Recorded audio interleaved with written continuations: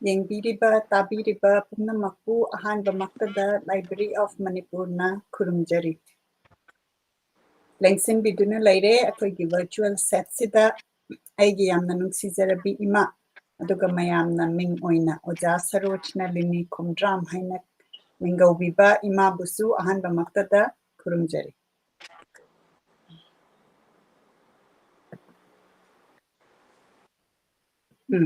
Imagi camera si hek changakpada ahanbada keno tatkre adubu ima ngaminasi aduga yengbiriba pumnamakna minute amatang lobiraga akoigi show si social media da amtang share tawbiyu akoigi nasigi program asi akoi amna last couple of weeks ta Ekhoi Tada hairiba Hijam Guno singna ibiramba direct aduga English ki translation sina ingonda leizare aduga Maitai londa originally ibiramba direct asina imada leibani adubu English asi translate tawbirakpagidi yamna thagachai adubu Manipuri Maitai lon ki si tarakanda akoina original sida yauriba akoigi Manipuri gi richness masi uba phangi aduna ngasigi numit sida imana ahanbagi si loisalakani aduna imagi camera da kitang semtokpiyu yara chapchare ima busu ahanba maktada khurumjari. Ayang nasu tinbiriba ahalaman lai gurusing icasing inausing ipuasing ichansing isusing punamapu kubamtara lonajaraga bhakti kachari nonglukchari khurumjari. Akoigi ngasigi last part asi taminana bagi damakta lengsin birakpa ami yaubire o sorobala na ozabu khurumjari haina ibirai aina su amtang share tawjage aduga akhoi mayam taminasi aina su share tawringai sida mayam kadaidagi yengbire ibeno habidu comment tang tawbirau yam nungai tabada yunjiri bamdagi yengbire ka ainaga message taw comment tawbirakpaduna adom kadaidagi yengbire ibeno habida soitana comment tawbirau aduga aina share tawringai sida akhoi ima dagi ima kamain tawbiri habise akhoi mayam tang paudambi. Ngasidi akoigi kanglen haibadi punya jatra hai akoigi kenoda Sanskrit ki londa ratha jatra loigraba matungda ngasi si punya jatra sina amu kanglen haina akoina khangnai adu kanglen se chingba loiraba matungdadi akoigi Sri Hari si mathang ningon pali ka tauraga matam amagi ningon pali taurani aduga ibungo si chep khiba adumaina chatnarapa machatse ngasi phawba dum lengdana lairi haina thamjage yam nungsiba Hindu singi damakta yamna thoiba Vishnu na incarnation tawba adugumlaba jagabondhu adugumba magi kang se ngasi oikhre aduna loinaba kang sing jhannagre hujik anambana kharadi adum leinaramkhini adu athengba hiru okpa kaidobo mayam ama aduga article lakanda khesri si thamna da hapaga adumaina mayam se akoigi keno tawdana tawba ahidi laiba bhabu khuding makse yamba yamdaba chandaba naidana loinaba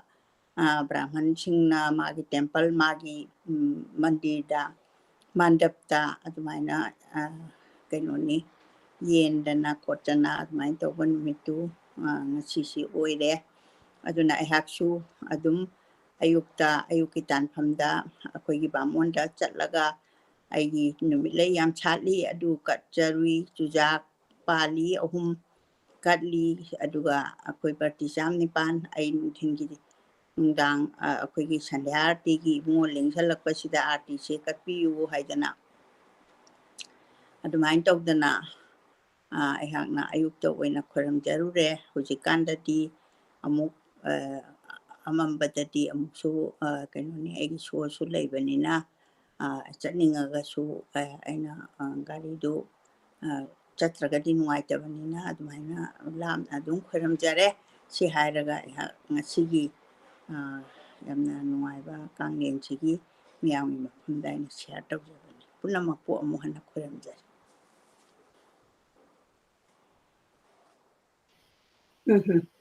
ꯑꯗꯨꯗꯤ ꯑꯩꯈꯣꯏꯅ ꯉꯁꯤꯒꯤ ꯃꯦꯟ programme ꯁꯤ ꯃꯈꯥ ꯆꯠꯊꯅꯕ ꯏꯃꯥꯗ ꯑꯩ ꯁꯤꯟꯅꯖꯔꯒꯦ ꯑꯗꯨꯒ ꯑꯩꯈꯣꯏꯅ ꯉꯁꯤꯒꯤꯁꯤꯅ ꯑꯔꯣꯏꯕ ꯄꯥꯔꯠ ꯑꯣꯏꯕꯅꯤꯅ ꯑꯩꯈꯣꯏꯅ ꯍꯥꯟꯅ ꯄꯥꯈꯤꯕꯒꯤ ꯗ ꯈꯤꯇꯪ ꯈꯟꯅ ꯅꯩꯅꯕꯒꯤ ꯃꯇꯝ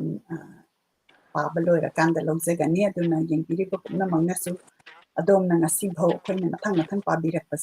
ꯏꯃꯥꯅ ꯄꯥꯕꯤꯔꯛꯑꯒ ꯑꯩꯈꯣꯏꯒꯤ ꯌꯥꯝꯅ ꯐꯖꯔꯕ ꯑꯩꯈꯣꯏꯒꯤ ꯇꯥꯗ ꯑꯁꯤ ꯇꯥꯕꯗ ꯀꯔꯤ ꯐꯥꯎꯕꯤ ꯍꯥꯏꯕꯗꯨ ꯑꯗꯣꯝꯅꯁꯨ ꯀꯃꯦꯟꯇ ꯇꯧꯕꯤꯔꯣ ꯏꯃꯥꯗ ꯁꯤꯟꯅꯖꯔꯒꯦ ꯄꯨꯝꯅꯃꯛꯄꯨ ꯍꯟꯅ ꯍꯟꯅ ꯈꯨꯔꯨꯝꯖꯔꯤ ꯂꯣꯏꯅꯅ ꯂꯥꯁ ꯑꯩꯈꯣꯏ ꯊꯔꯁꯗꯦꯗ ꯄꯥꯖꯈꯤꯕꯗꯨꯒꯤ ꯃꯇꯥꯡꯗꯨ ꯈꯤꯇꯪ ꯑꯩ ꯁꯝꯂꯞꯅ ꯅꯤꯡꯁꯤꯡꯖꯒꯦ ꯃꯆꯤꯟ ꯃꯅꯥꯎꯁꯤ ꯑꯅꯤꯈꯛꯇꯪ ꯉꯥꯏꯍꯧꯔꯕꯅꯤ ꯃꯕꯣꯛꯇꯨ ꯂꯩꯇ꯭ꯔꯀꯥꯟꯗ ꯑꯗꯣ ꯃꯌꯥꯝꯕꯁꯤꯗꯤ ꯆꯥꯅꯕ ꯊꯤꯕ ꯆꯠꯈ꯭ꯔꯀꯥꯟꯗ ꯃꯅꯥꯎꯅꯨꯄꯥꯗꯨ ꯅ ꯃꯥ ꯃꯊꯟꯗ ꯂꯩꯍꯧꯔꯀꯥꯟꯗ ꯃꯌꯥꯝꯕ ꯂꯥꯛꯇꯕꯒꯤ ꯋꯥꯗꯅ ꯑꯗꯒꯤ ꯃꯄꯥꯒꯤ ꯃꯌꯨꯝꯅ ꯑꯩꯈꯣꯏꯒꯤ ꯃꯥꯏ ꯑꯄꯣꯛꯄ ꯃꯄꯥ ꯂꯩꯈꯤꯗꯕꯗꯨꯗ ꯄꯤꯟꯗꯗꯥꯟ ꯄꯤꯕꯤꯉꯥꯏ ꯂꯩꯇꯗꯅ ꯀꯧꯕ ꯈꯣꯠꯄ ꯌꯥꯝ ꯑꯦꯛꯁꯥꯏꯇꯦꯠ ꯑꯣꯏꯕ ꯌꯥꯝ ꯀꯞꯅꯤꯡꯕ ꯑꯗꯨꯒ ꯌꯥꯝꯅ ꯅꯨꯡꯁꯤꯕ ꯑꯗꯨꯒꯨꯝꯕꯒꯤ ꯃꯇꯥꯡꯗꯨꯅꯤ ꯑꯗꯨꯅ ꯃꯥꯅ ꯃꯥꯏ ꯃꯌꯥꯝꯕꯁꯦ ꯂꯥꯛꯈ꯭ꯔꯦ ꯂꯥꯛꯄꯁꯤꯗ ꯃꯥꯒꯤ ꯃꯌꯥꯝꯕꯁꯦ ꯃꯁꯛꯁꯦ ꯁꯣꯛꯃꯟꯈꯤꯗꯅ ꯑꯋꯥꯕ ꯊꯕꯛ ꯉꯥꯛꯇꯅꯤ ꯃꯣꯏ ꯁꯨꯔꯤꯗꯣ ꯅꯨꯡꯉꯥꯏꯕꯒꯤ ꯑꯃꯠꯇ ꯅꯠꯇꯦ ꯆꯥꯅꯕꯗꯨꯗꯪ ꯋꯥꯠꯇ꯭ꯔꯒꯗꯤ ꯍꯥꯏꯗꯅ ꯑꯗꯨꯃꯥꯏꯅ ꯇꯧꯕꯒꯤ ꯃꯆꯠꯇꯨꯅ ꯃꯤꯑꯣꯏꯕꯒꯤ ꯃꯁꯛ ꯍꯥꯏꯕꯁꯤꯗꯤ ꯃꯥꯒꯤ ꯂꯦꯜꯂꯤꯕ ꯄꯨꯟꯁꯤ ꯃꯔꯦꯜ ꯑꯗꯨꯒ ꯍꯤꯡꯉꯤꯕ ꯈꯨꯍꯤꯡꯗꯨꯅ ꯗꯤꯄꯦꯟ ꯌꯥꯝ ꯇꯧꯕ ꯑꯗꯨꯅ ꯃꯥꯏ ꯃꯌꯥꯝꯕꯁꯦ ꯂꯥꯛꯑꯀꯥꯟꯗ ꯃꯥꯁꯤ ꯂꯩꯇ꯭ꯔꯖꯥꯠꯂꯥ ꯚꯨꯠ ꯑꯣꯏꯅ ꯂꯥꯛꯑꯕ꯭ꯔꯥ ꯀꯥꯏꯅ ꯈꯟꯕꯗꯨꯅꯤ ꯑꯗꯣ ꯅꯠꯂꯝꯗ꯭ꯔꯦ ꯃꯍꯥꯛ ꯑꯩꯒꯤ ꯏꯌꯥꯝꯕ ꯑꯣꯏꯔꯝꯂꯦ ꯃꯌꯥꯝꯕꯁꯦ ꯂꯥꯛꯑꯦ ꯑꯩꯕꯨ ꯌꯦꯡꯂꯒ ꯑꯩꯒꯤ ꯀꯣꯛꯇ ꯅꯥꯟꯕꯤꯔꯗꯨꯅ ꯃꯣꯃꯣꯟ ꯅꯣꯛꯂꯗꯨꯅ ꯏꯌꯥꯝꯕ ꯂꯥꯛꯂꯦꯅ ꯍꯥꯏ ꯑꯁꯨꯝꯅ ꯍꯥꯏꯔꯛꯂꯝꯃꯤ ꯑꯩꯅ ꯃꯥꯒꯤ ꯈꯨꯠ ꯄꯥꯏꯔꯝꯃꯤ ꯃꯥꯒꯤ ꯃꯥꯏꯊꯣꯡꯕꯨ ꯑꯩꯒꯤ ꯊꯃꯣꯏꯅꯨꯡꯗ ꯆꯦꯠꯅ ꯀꯣꯜꯂꯝꯃꯤ ꯀꯌꯥꯒꯤ ꯃꯇꯤꯛ ꯅꯨꯡꯁꯤꯅꯈ꯭ꯔꯕ ꯃꯆꯤꯟ ꯃꯅꯥꯎ ꯑꯅꯤ ꯑꯩꯒꯤ ꯏꯌꯥꯝꯕꯅ ꯑꯩꯕꯨ ꯊꯥꯗꯣꯛꯄꯤꯔꯝꯗ꯭ꯔꯦ ꯑꯃꯨꯛ ꯍꯟꯅ ꯑꯩꯒꯤ ꯏꯅꯥꯛꯇ ꯂꯩꯕꯤꯔꯝꯂꯦ ꯃꯍꯥꯛ ꯑꯩꯒꯤ ꯍꯤꯗꯥꯛꯅꯤ ꯃꯍꯥꯛꯅ ꯑꯩꯒꯤ ꯃꯥꯏꯕꯅꯤ ꯃꯍꯥꯛꯅ ꯑꯩꯒꯤ ꯂꯥꯏꯅꯤꯡꯅꯤ ꯃꯍꯥꯛꯅ ꯑꯩꯒꯤ ꯏꯃꯥꯅꯤ ꯏꯄꯥꯅꯤ ꯑꯕꯣꯛꯅꯤ ꯑꯩꯒꯤ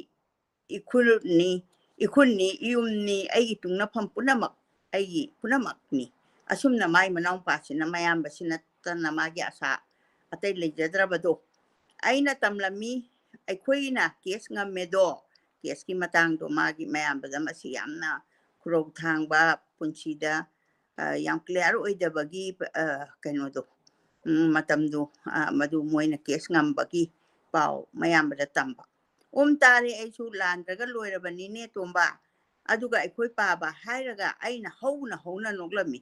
ꯍꯥꯏꯗꯤ ꯃꯥꯅ ꯅꯣꯛꯏꯗꯣ ꯅꯨꯡꯉꯥꯏꯗꯅ ꯅꯣꯛꯄ ꯅꯠꯇꯕ ꯌꯥꯝ ꯅꯣꯛꯅꯤꯡꯕ ꯑꯃ ꯐꯥꯎꯕ ꯑꯗꯨꯛ ꯀꯨꯏꯕꯗꯤ ꯃꯄꯥꯒꯤ ꯃꯁꯛꯁꯨ ꯈꯪꯗ꯭ꯔꯦ ꯃꯌꯨꯝꯁꯨ ꯈꯪꯗ꯭ꯔꯦ ꯑꯗꯨꯒ ꯃꯄꯥꯁꯤ ꯂꯩꯇ꯭ꯔꯀꯥꯟꯗ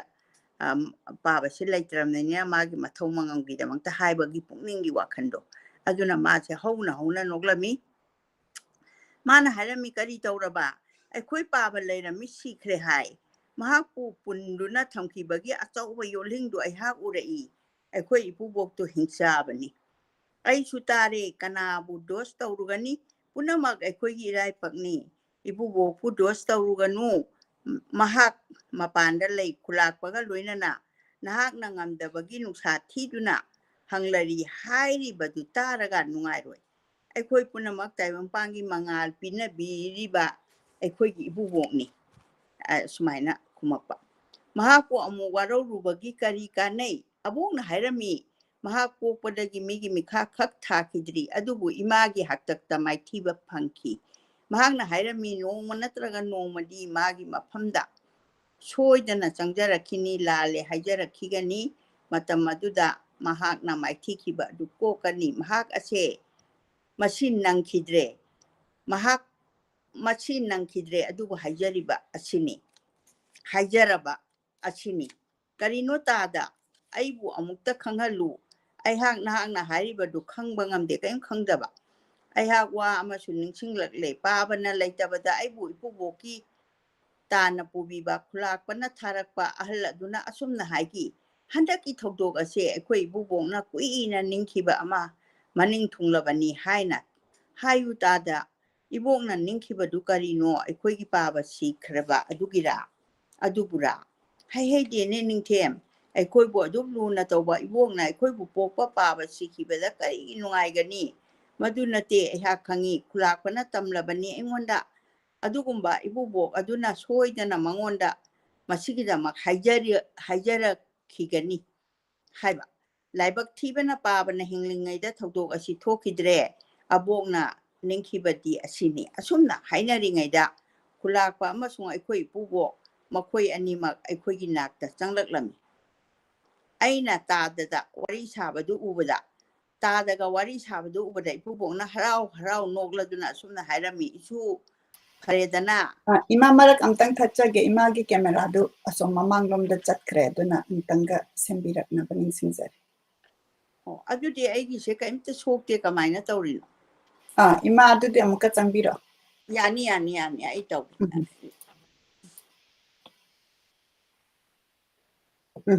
imana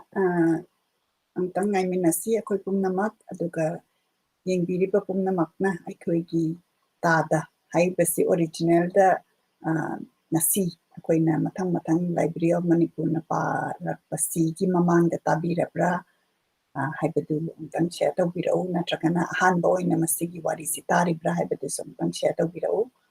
akoina manipuri literature si khangdabasi kyam yamge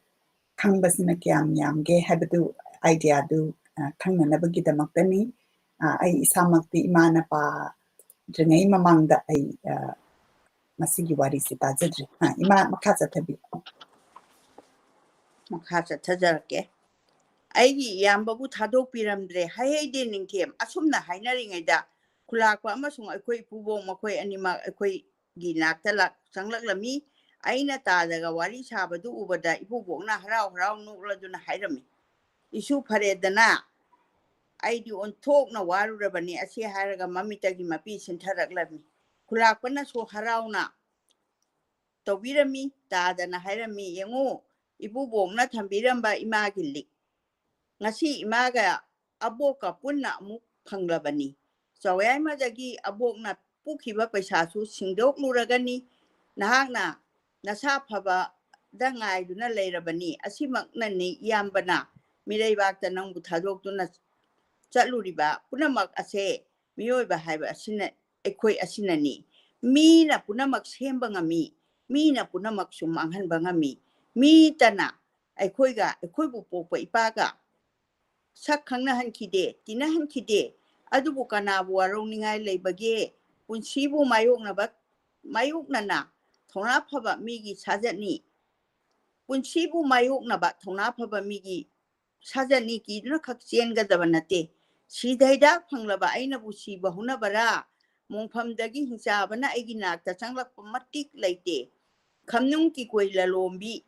aigi iphamda maithigani aidi ekhoi khamnung ki koila lombi se akoigi atma sibu puriba adugumba lai amani asmaina maming se kaunai khanghaudaba matamda aigi marup oirare aigi manguraba pangal ngamna halaklami ekhoi changjafam pinabikhiba ekhoigi iphamda ishor maka manana thaujan bikhraba ipan amasung magi loinabi moibu mateng pangbirakpa singdo aigi itaw makhoi punamak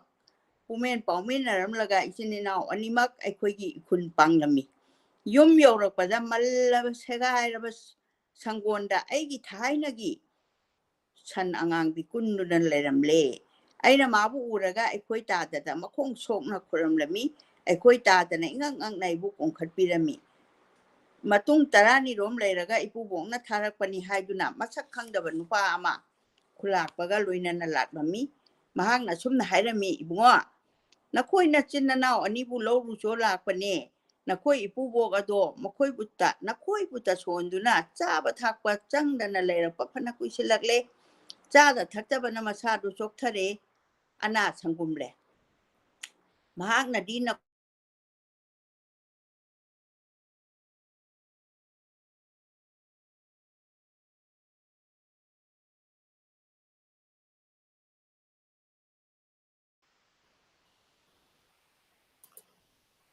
imagi connection si amungai minasi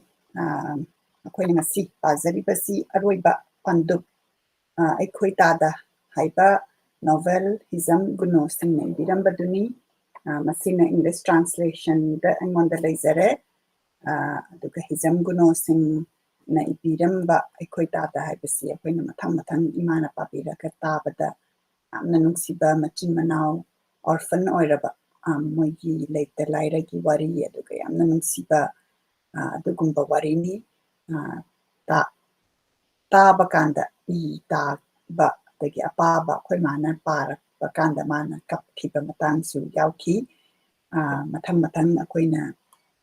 taminasi aduga imasi amuk tengsinbire ai pukhatjarake ima makhatabi Ibungo asumna makoina mabuboga don nakoi buta sonduna chaba thakpa changdana lerakwa phana kusilagle chada thaktabana mayang kangsilagle aigi inakta lau yararoi mama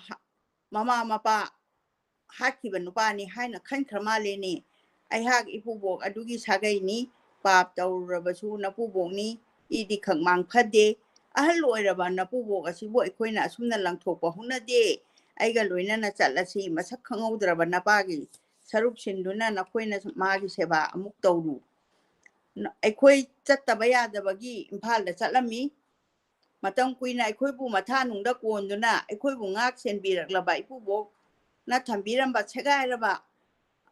iben pokna thambiraba chegairaba khangpok sangdo aikoi ichininau anina khurumjare thong thingjin lame ipabu popai puboki damak aikoi ani yumju thadok lamle aikoi gi damak wabi khraba ani suba ibubok aikoi bu aphapata takpi khiba khulakpada yumdu sinaramle makhong sokna khoramlalaga aikoi ani makoktru khul thadok lami ima ipagi seba phangaudraba ichininau ipagi saktam puraba ipuboki seba phangluragani pat kom charang oina pokluba aikoi ani di miyoiba samaj gi mi ama oina di aikoi gi adhikar manglamdare isorgi khusem thagattaningai kari lei sida loisinjare loire aikoi gi novel laikhidraba pamungunone ibiramba asugumlaba Ekhoi Tada novel si asugumba phajaraba pregap asina waroisin oijare punamaku khurumjare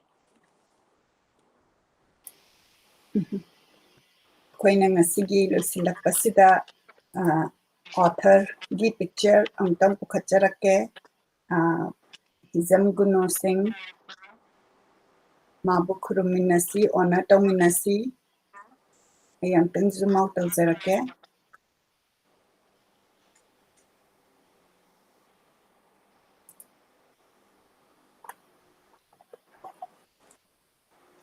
pumnamakna author asina mana laikhidrakasu huzik mana ibiramba wari asi akhoi mayam da adum laihoragadaba asi thambirambagidamata akhoi mayamna khuruminasi honor tawminasi love and like thabirau aduga ai magi maramda kitang share tawjage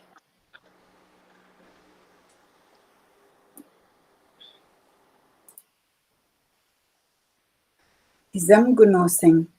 masi pokhibasi 29 June 1926 da pokpani kaisampat thokchom lekaida duga magi pokpi ba na Hijam ibungo hal sing amadi Hijam ongbi tombi debi duga masi second world war gi matamda chaurakpa dugumba miyuini Ramlal Paul High School da class 5 pau tamaki aduga Sir Johnston English Middle School da gi matriculation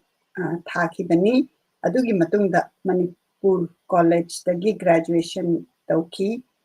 madugi matungda Administrative Officer District and Session Court Manipur da thabak paibirami aduga 1985 da retire tawbiki 1988-89 da mukmasi retire tawraba matungda public relation officer oina thabak painabagidamata Chief Minister of Manipur na invite tawrakanda muk thabak makha chathaki sumaina magi professional career sigi parallelly mana association kayamukta thodang pubiki cultural and literary organization masida ming khara panjarabada editor apokpa patrika sita 1944-45 the editor oina oibirami Ritu of the Cultural Forum 1964-65 the Thaudang Pubirami Ima Role 1950 President of Manipur Writers Association Cultural Forum 1965-66 Manipuri Sahitya Parishad 1991-92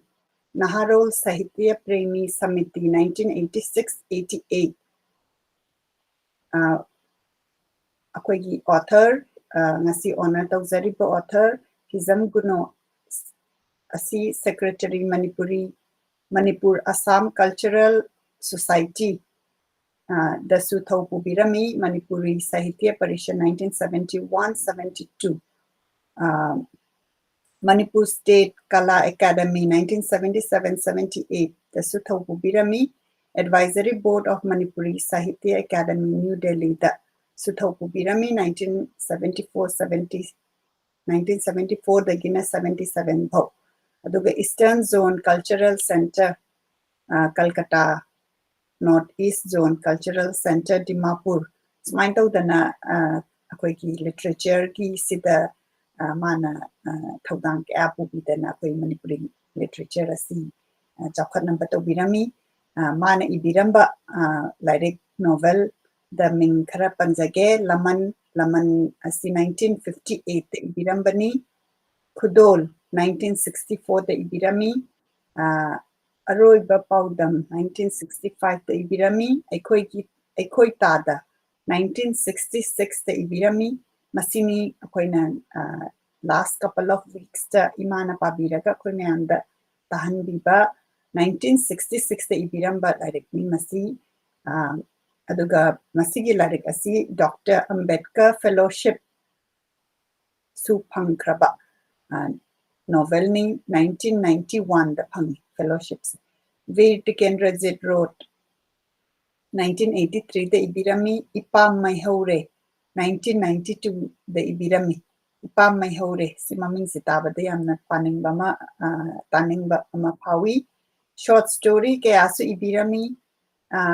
children's literature, translation, poetry, drama. Sumain tawdana yamna contribution tawbiramba adugumba author ni aduga aroibada mahak masamakna Ekhoi Tada sida ibiramba warol asi ay amtang share tawjarake masi English ki translation sida yawbani magi soya simtang ucherake masamakna tawramba soya si konya nasi Masidamana Haibiramise. Through this story called My Brother, written in the first person as though in reminiscence by the younger brother and replete with dialogue and monologue, an attempt is being made to reflect the social order prevalent in the beginning of the 30s in this part of the country called Manipur, then a princely state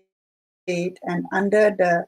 suzerainty of the British Crown, the plights of the peasants and toil of the toiler who reeled under the heavy weight of scheming landholders, moneylenders, and the kind of justice meted out to them by the so-called guardian of justice and the underhand dealing which form part of the fabric which dispenses justice. And last of all, the social taboo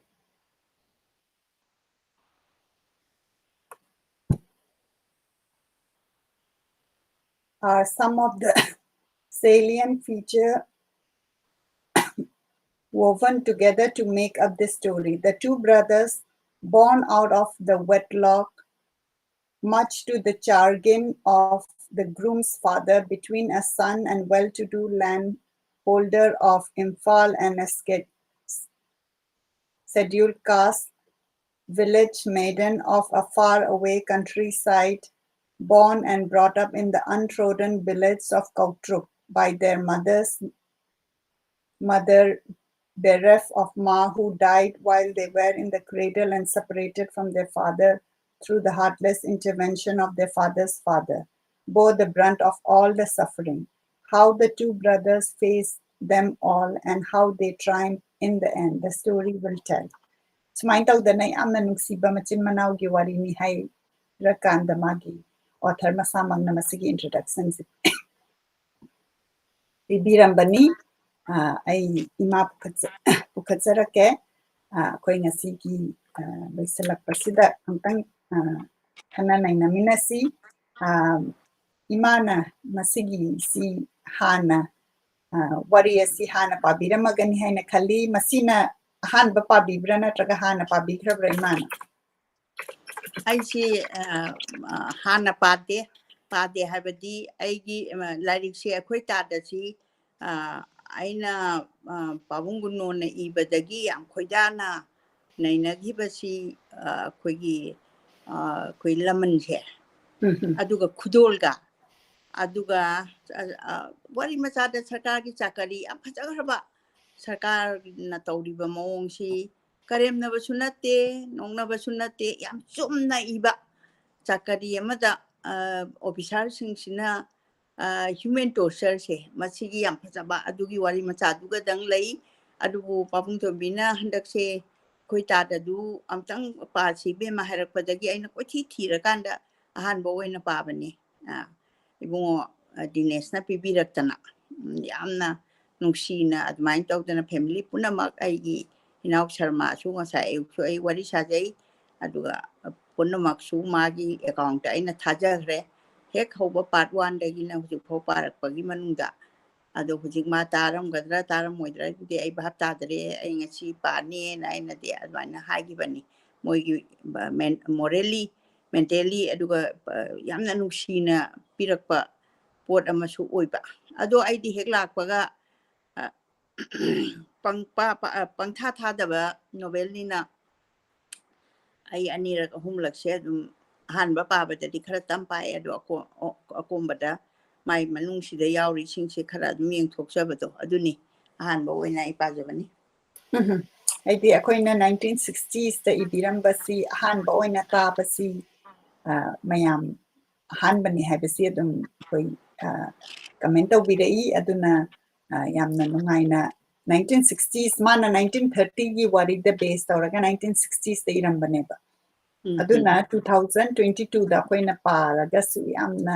ꯃꯥꯅ ꯏꯕꯤꯔꯝꯕꯁꯤ ꯑꯩꯈꯣꯏꯒꯤ ꯊꯃꯣꯏꯗ ꯑꯗꯨꯝ ꯄꯥꯟꯕ ꯍꯥꯏꯇꯥꯔꯦ ꯑꯗꯨꯒꯨꯝꯕ ꯋꯥꯔꯤ ꯑꯩꯈꯣꯏ ꯉꯁꯤꯒꯤ ꯁꯣꯁꯤꯗ ꯌꯦꯡꯕꯤꯔꯤ ꯅꯦꯁꯤ ꯅꯤꯔꯃꯂꯥ ꯔꯥꯖꯀꯨꯃꯥꯔꯤ ꯌꯦꯡꯕꯤꯔꯤ ꯑꯍꯜꯂꯨ ꯅꯦꯁꯤ ꯆꯤꯛꯊꯗꯅ ꯑꯩꯈꯣꯏ ꯇꯥꯗ ꯌꯥꯝ ꯅꯨꯡꯁꯤꯅ ꯌꯦꯡꯕꯅꯤ ꯑꯇꯩ ꯑꯇꯩꯁꯨ ꯌꯦꯡꯕꯤ ꯑꯗꯨꯝꯅꯗꯤ ꯑꯣꯏꯔꯕꯗ ꯑꯩꯈꯣꯏ ꯇꯥꯗ ꯁꯤꯗ ꯅꯦꯁꯤꯅ ꯌꯥꯝꯅ ꯀꯔꯤ ꯍꯥꯏꯅꯤ ꯉꯥꯏꯖꯕ ꯑꯗꯨꯒ ꯏꯆꯦ ꯖꯃꯨꯅꯥꯁꯨ ꯀꯥꯂꯤꯐꯣꯔꯅꯤꯌꯥꯗꯒꯤ ꯑꯩꯈꯣꯏ ꯇꯥꯗ ꯉꯥꯏꯖꯔꯤ ꯏꯕꯦꯝꯃ ꯃꯈꯥ ꯆꯠꯊꯕ ꯀꯥꯏꯅ ꯃꯦꯁꯦꯖ ꯇꯧꯕꯤꯔꯛꯏ ꯁꯨꯃꯥꯏꯅ ꯇꯧꯗꯅ ꯑꯩꯈꯣꯏꯅ ꯑꯩꯈꯣꯏꯒꯤ ꯇꯥꯗ ꯁꯤ ꯌꯥꯝꯅ ꯅ꯭ꯌꯨ ꯑꯃꯨꯛꯀ ꯍꯟꯅ ꯐꯥꯏꯟ ꯇꯧꯕ ꯍꯥꯏꯇꯥꯔꯦ ꯅ꯭ꯌꯨ ꯐꯥꯏꯟꯗꯤꯡ ꯑꯣꯏꯕ ꯑꯗꯨꯒꯨꯝꯕ ꯂꯥꯏꯔꯤꯛꯅꯤ ꯑꯗꯒꯤ ꯂꯩꯁꯦꯝꯕꯁꯨ ꯌꯦꯡꯕꯤꯔꯤ ꯂꯩꯁꯦꯝꯕꯅ ꯔꯤꯀ꯭ꯋꯦꯁ ꯑꯃ ꯇꯧꯕꯤꯔꯛꯏ ꯕꯣꯔ ꯁꯥꯍꯦꯕ ꯑꯣꯡꯕꯤ ꯁꯅꯥꯇꯣꯝꯕꯤ ꯄꯥꯔꯠ 2 ꯄꯥꯝꯖꯩ ꯍꯥꯏꯅ ꯀ꯭ꯔꯤꯁꯅ ꯗꯦꯕꯤ ꯁꯨ ꯌꯦꯡꯕꯤꯔꯤ ꯃꯤꯖꯨ ꯑꯔꯥꯝꯕꯝ ꯌꯦꯡꯕꯤꯔꯤ ꯆꯅꯨ ꯄꯣꯠꯁꯪꯕꯝ ꯅꯦꯅꯦ ꯂꯥꯏꯖꯥ ꯁꯨ ꯌꯦꯡꯕꯤꯔꯤ ꯖꯃꯨꯅꯥ ꯂꯥꯏꯁ꯭ꯔꯝ ꯀꯤꯡꯁꯟ ꯃꯪꯁꯥꯇꯥꯕꯝꯁꯨ ꯌꯦꯡꯕꯤꯔꯤ ꯔꯟꯖꯤꯇꯥ ꯂꯩꯁꯥꯡꯊꯦꯝ ꯌꯦꯡꯕꯤꯔꯤ ꯑꯣꯁꯣꯔꯣꯕꯂꯥ ꯌꯦꯡꯕꯤꯔꯤ ꯁꯨꯃꯥꯏꯅ ꯇꯧꯗꯅ ꯑꯩꯈꯣꯏꯒꯤ ꯁꯣ ꯑꯁꯤ ꯌꯦꯡꯕꯤꯔꯤ ꯑꯗꯒꯤ ꯈꯨꯔꯨꯝꯖꯔꯤ ꯄꯥꯕꯨꯡ ꯅꯣꯡꯃꯥꯏꯊꯦꯝ ꯇꯣꯝꯕꯤꯁꯤꯡꯁꯨ ꯌꯦꯡꯕꯤꯔꯤ ꯂꯥꯞꯅ ꯅꯆꯥꯅ ꯈꯨꯔꯨꯝꯖꯔꯤ ꯑꯩꯈꯣꯏ ꯄꯥꯕꯨꯡꯅ ꯄꯤꯕꯤꯔꯛꯇꯅ ꯑꯩꯈꯣꯏꯒꯤ ꯏꯪꯂꯤꯁ ꯇ꯭ꯔꯥꯟꯁꯂꯦꯁꯟꯁꯦ ꯑꯩꯉꯣꯟꯗ ꯌꯧꯔꯒ ꯏꯪꯂꯤꯁꯇꯁꯨ ꯄꯥꯕ ꯐꯪꯉꯦ ꯑꯗꯨꯒ ꯏꯃꯥꯅ ꯃꯅꯤꯄꯨꯔꯤꯗ ꯈꯟꯒꯠꯄ ꯄꯥꯕꯨꯡꯒꯤ ꯑꯦꯗꯚꯥꯏꯁꯇꯒꯤ ꯍꯥꯏꯕ ꯇꯥꯔꯦꯀꯣ ꯑꯩꯈꯣꯏ ꯃꯌꯥꯝꯕꯨ ꯂꯝꯖꯤꯡꯕꯤꯕꯒꯤꯗꯃꯛꯇ ꯈꯨꯔꯨꯝꯖꯔꯤ ꯄꯥꯕꯨꯡꯕꯨ ꯑꯩꯍꯥꯛꯅꯁꯨ ꯈꯨꯔꯨꯝꯖꯔꯤ ꯑꯣꯖꯥꯕꯨ ꯁꯨꯃꯥꯏꯅ ꯇꯧꯗꯅ ꯑꯩꯈꯣꯏꯒꯤ ꯉꯁꯤꯒꯤ ꯁꯣꯁꯤꯗ ꯔꯦꯕꯤꯀꯥ ꯈꯣꯟꯗ꯭ꯔꯥꯝ ꯕꯤꯕꯦꯀꯥꯅꯟꯗ ꯑꯥꯔ ꯀꯦ ꯏꯕꯤꯌꯥꯏꯃ ꯅꯤꯂꯤꯃꯥ ꯕꯤꯖꯣꯏ ꯕꯂꯥ ꯑꯁ ꯅꯤꯖꯨ ꯑꯔꯥꯝꯕꯝꯗꯤ ꯁ꯭ꯇꯥꯔꯒ ꯊꯥꯕꯤꯔꯛꯑꯦ ꯏꯃꯥ 이마기다막다 145 스타트 하비래. Thank you, Niju. Ibani unado basulay ribani. Chanu Potsangam Satyabhama Sana Sam Yengbiri Snehalata Smita Dana Yengbiri Adu Imana Ahan Bapa Baneko Masi Kenosi. Novel said imagi opinion ang opinion the share opinion hai chi kainoni Ekhoi Sahitya gi mami samaj tai samaj gi mami sahitya tai atopal wari amata nate Ekhoi gi sida leiba wari dagi ai basingna kabi singna makhoi gi kolom dagi tongan ba style ma oikhibagi wadani thokpa pot ngatani thokdaba pot pu kamaini iduino kadaida Ekhoi gi sida chanadaba pot amata yauba nate Ekhoi gi wal sida leiba potche wal sida leiba poi punamaksu moi gi chanabido adaiduda leirami basing sini koina Shakespeare naga Merchant of Venice ka iramiba adai spark neglected burned house kaine iramise yam chumaba chumdana leirba aduna Ekhoina madugi rastu thaksara kanda ababa Ekhoina penjari neba moina chumna haidoropado aidi kainoda Shakespeare na iramini Antonio duna sendo yami laudaba salok tuna migi kaino se phak tana lauba adugi laman khumdo khumjin tauba aduna achumbana aina khwaidai panjaning base kaino da sma hai yatha dharma tatha joy hai dharma na di adum lakcharakpa kona dharma na joy oidaba amata yaude se Mahabharata ki wari da hairoko chamaga mangaga lan thengnabada kanana mangana ngamdoino adubu mangana ngammeba karigi noina haibada ngasagi yatha dharma tatha joido are khambaga nongbanga lakpa matamda khambasibu nongban dagi mana ngamni kai thajabro mayumchu laite ma yam to la taraba oina perukna chomba hairimneba samaj perukna chomba di kaino peruk si vitamin dugi wadu natteba lejadadana ne peruk kaino yelang peruk phoiraga aduda charanong khannara I habani aduna last di khambana joy oikibadu aduna literature si sum nainarukanda history neba literature si so aduga insok tarik to piram de haibeda mukta khoina literature history geography na mai thambagi wani aduna ngasagi samaj gi mamido matam gi samaj gi mami neba ngasigi Ekhoi Tada da tari se aduga ngasigi samaj gi mami tarakpa taraga di kitang amu khenarani ko samaj sida ngasi burning issue sing se yaura aneba nahangai leiramdaba aduga ngasagi olgi Ekhoi 1930 gi hairo ko chahi chama gi mamangi khangi haragadi matam dugi literature se masina kayam power oigebu literature si parura kanda lamdam do sakhali natraga sakhate have se literature du da khangduini adum adudi magi impact tu neba aduna mamini aduna pabung na thambirami ba Ekhoi Tada masin manau leitabanate ngasi gi society du leiribani aduga mama na hundopiramba macha kyam su hingibani adegi mapa na hundopiramba macha kyam su hingibani siba heta ya ponte mai magi will power du na fight tawrakanda sangsar sida mana ishorgi seba do aduna loina na aina sumaina ama thamjani literature se amna nainagadabani nainaragati awana se loina kaukthokpa kaiginoida adugi manungduda aina angang waringida khoina outbook se parakpa matamda di bangkim hoi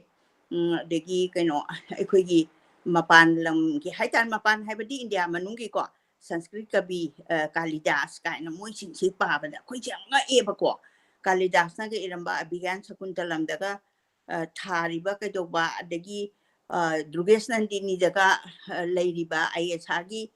phajaba adagi Krishna Kanta gi will daga ngasagi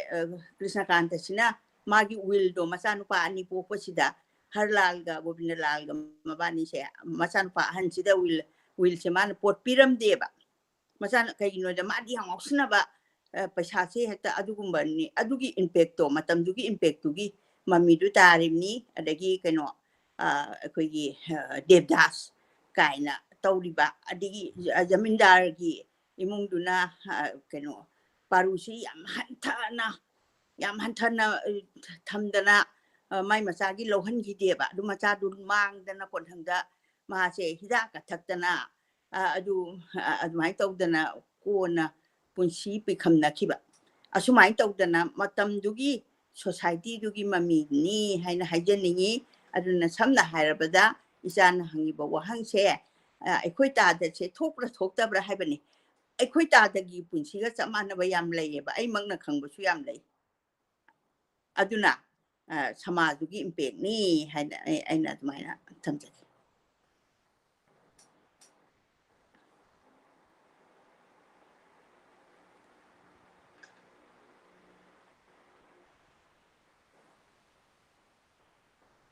sound se mo aingonda ditade do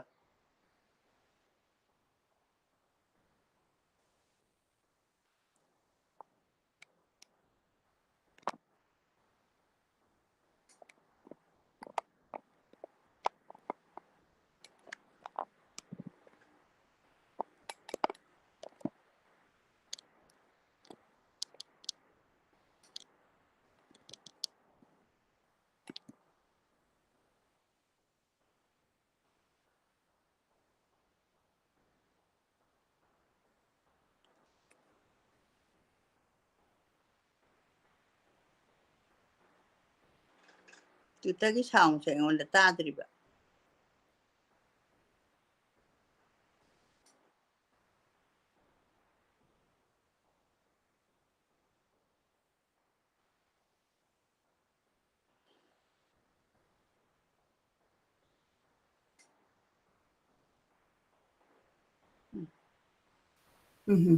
Okay, Tara Brema.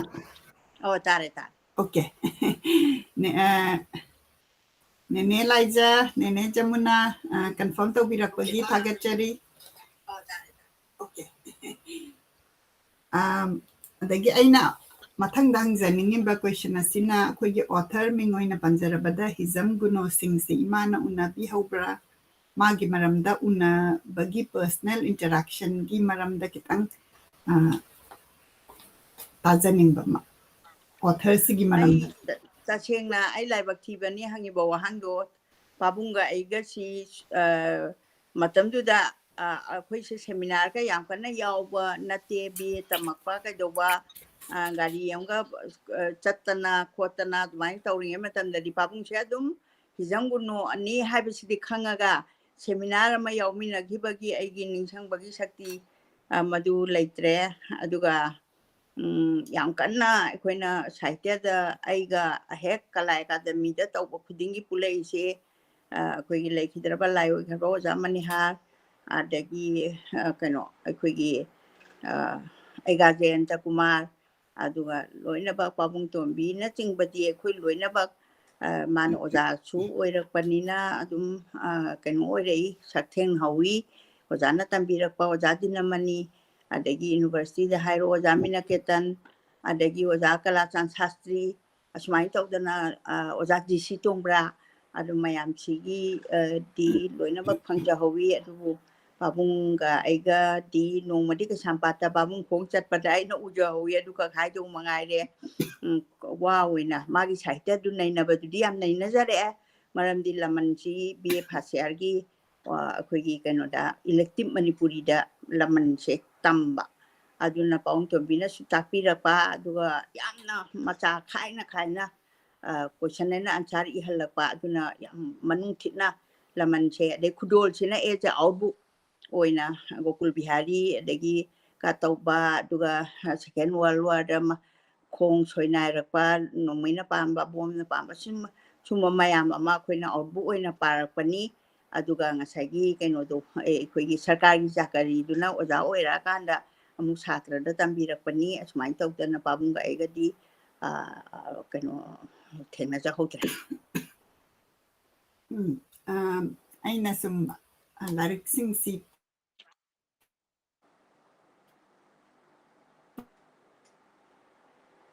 da yamba matamda tabi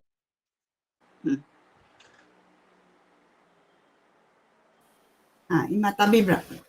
tar akoina larik si parakpa ka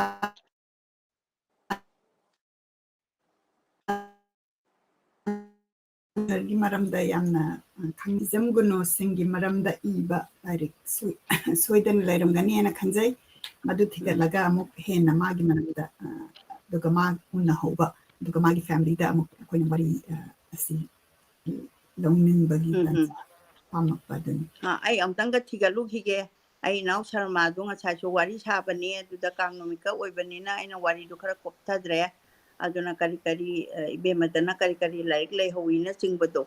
ado ai maga amtang kupna tawraga laik amatanga lamanne aduga Ekhoi Tada ne adagi khudol du khitang chaweba khudol che ada aina khara patak tawba che library da thamjanba admiyam gi da chu uchaba matamda koi bor chu da ba haibdi sum changa ga di wari se adubu jehra gumba da di khara adum mayamna syllabus ta chu yawbanina admaina dum phajana tabi ba male aduga kitang hek bhabok na haitare library da thamjanbai pa ba dudi ka chu kaide aduga aina hek show oina lan thokchaba dudi sangmallaga di samak tawba ngamdaba khoina lila dawna pulap punba chu natabani naina adugi chu kitang khaliba aduna ipam mai hore haise masi ai taning 1992 dai biramban aduma di aina hangani nang nanloi bemada aina fonda hangani ipam mai hore do dinesa leiraga na ibungo da leiraga na adum tanga lan thokchage na adumaina ahum suraga di round ma chake na imana tawbanida dagi amana sigi wari se Ekhoi Tada sida mana 1930s da base tawraga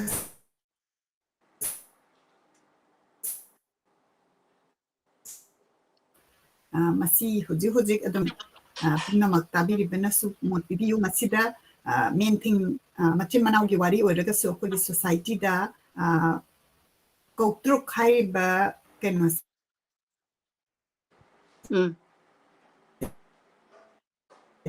se mana ibirami si schedule caste ki village to the ginupi ama lawbadu da mana nupi du lawhaning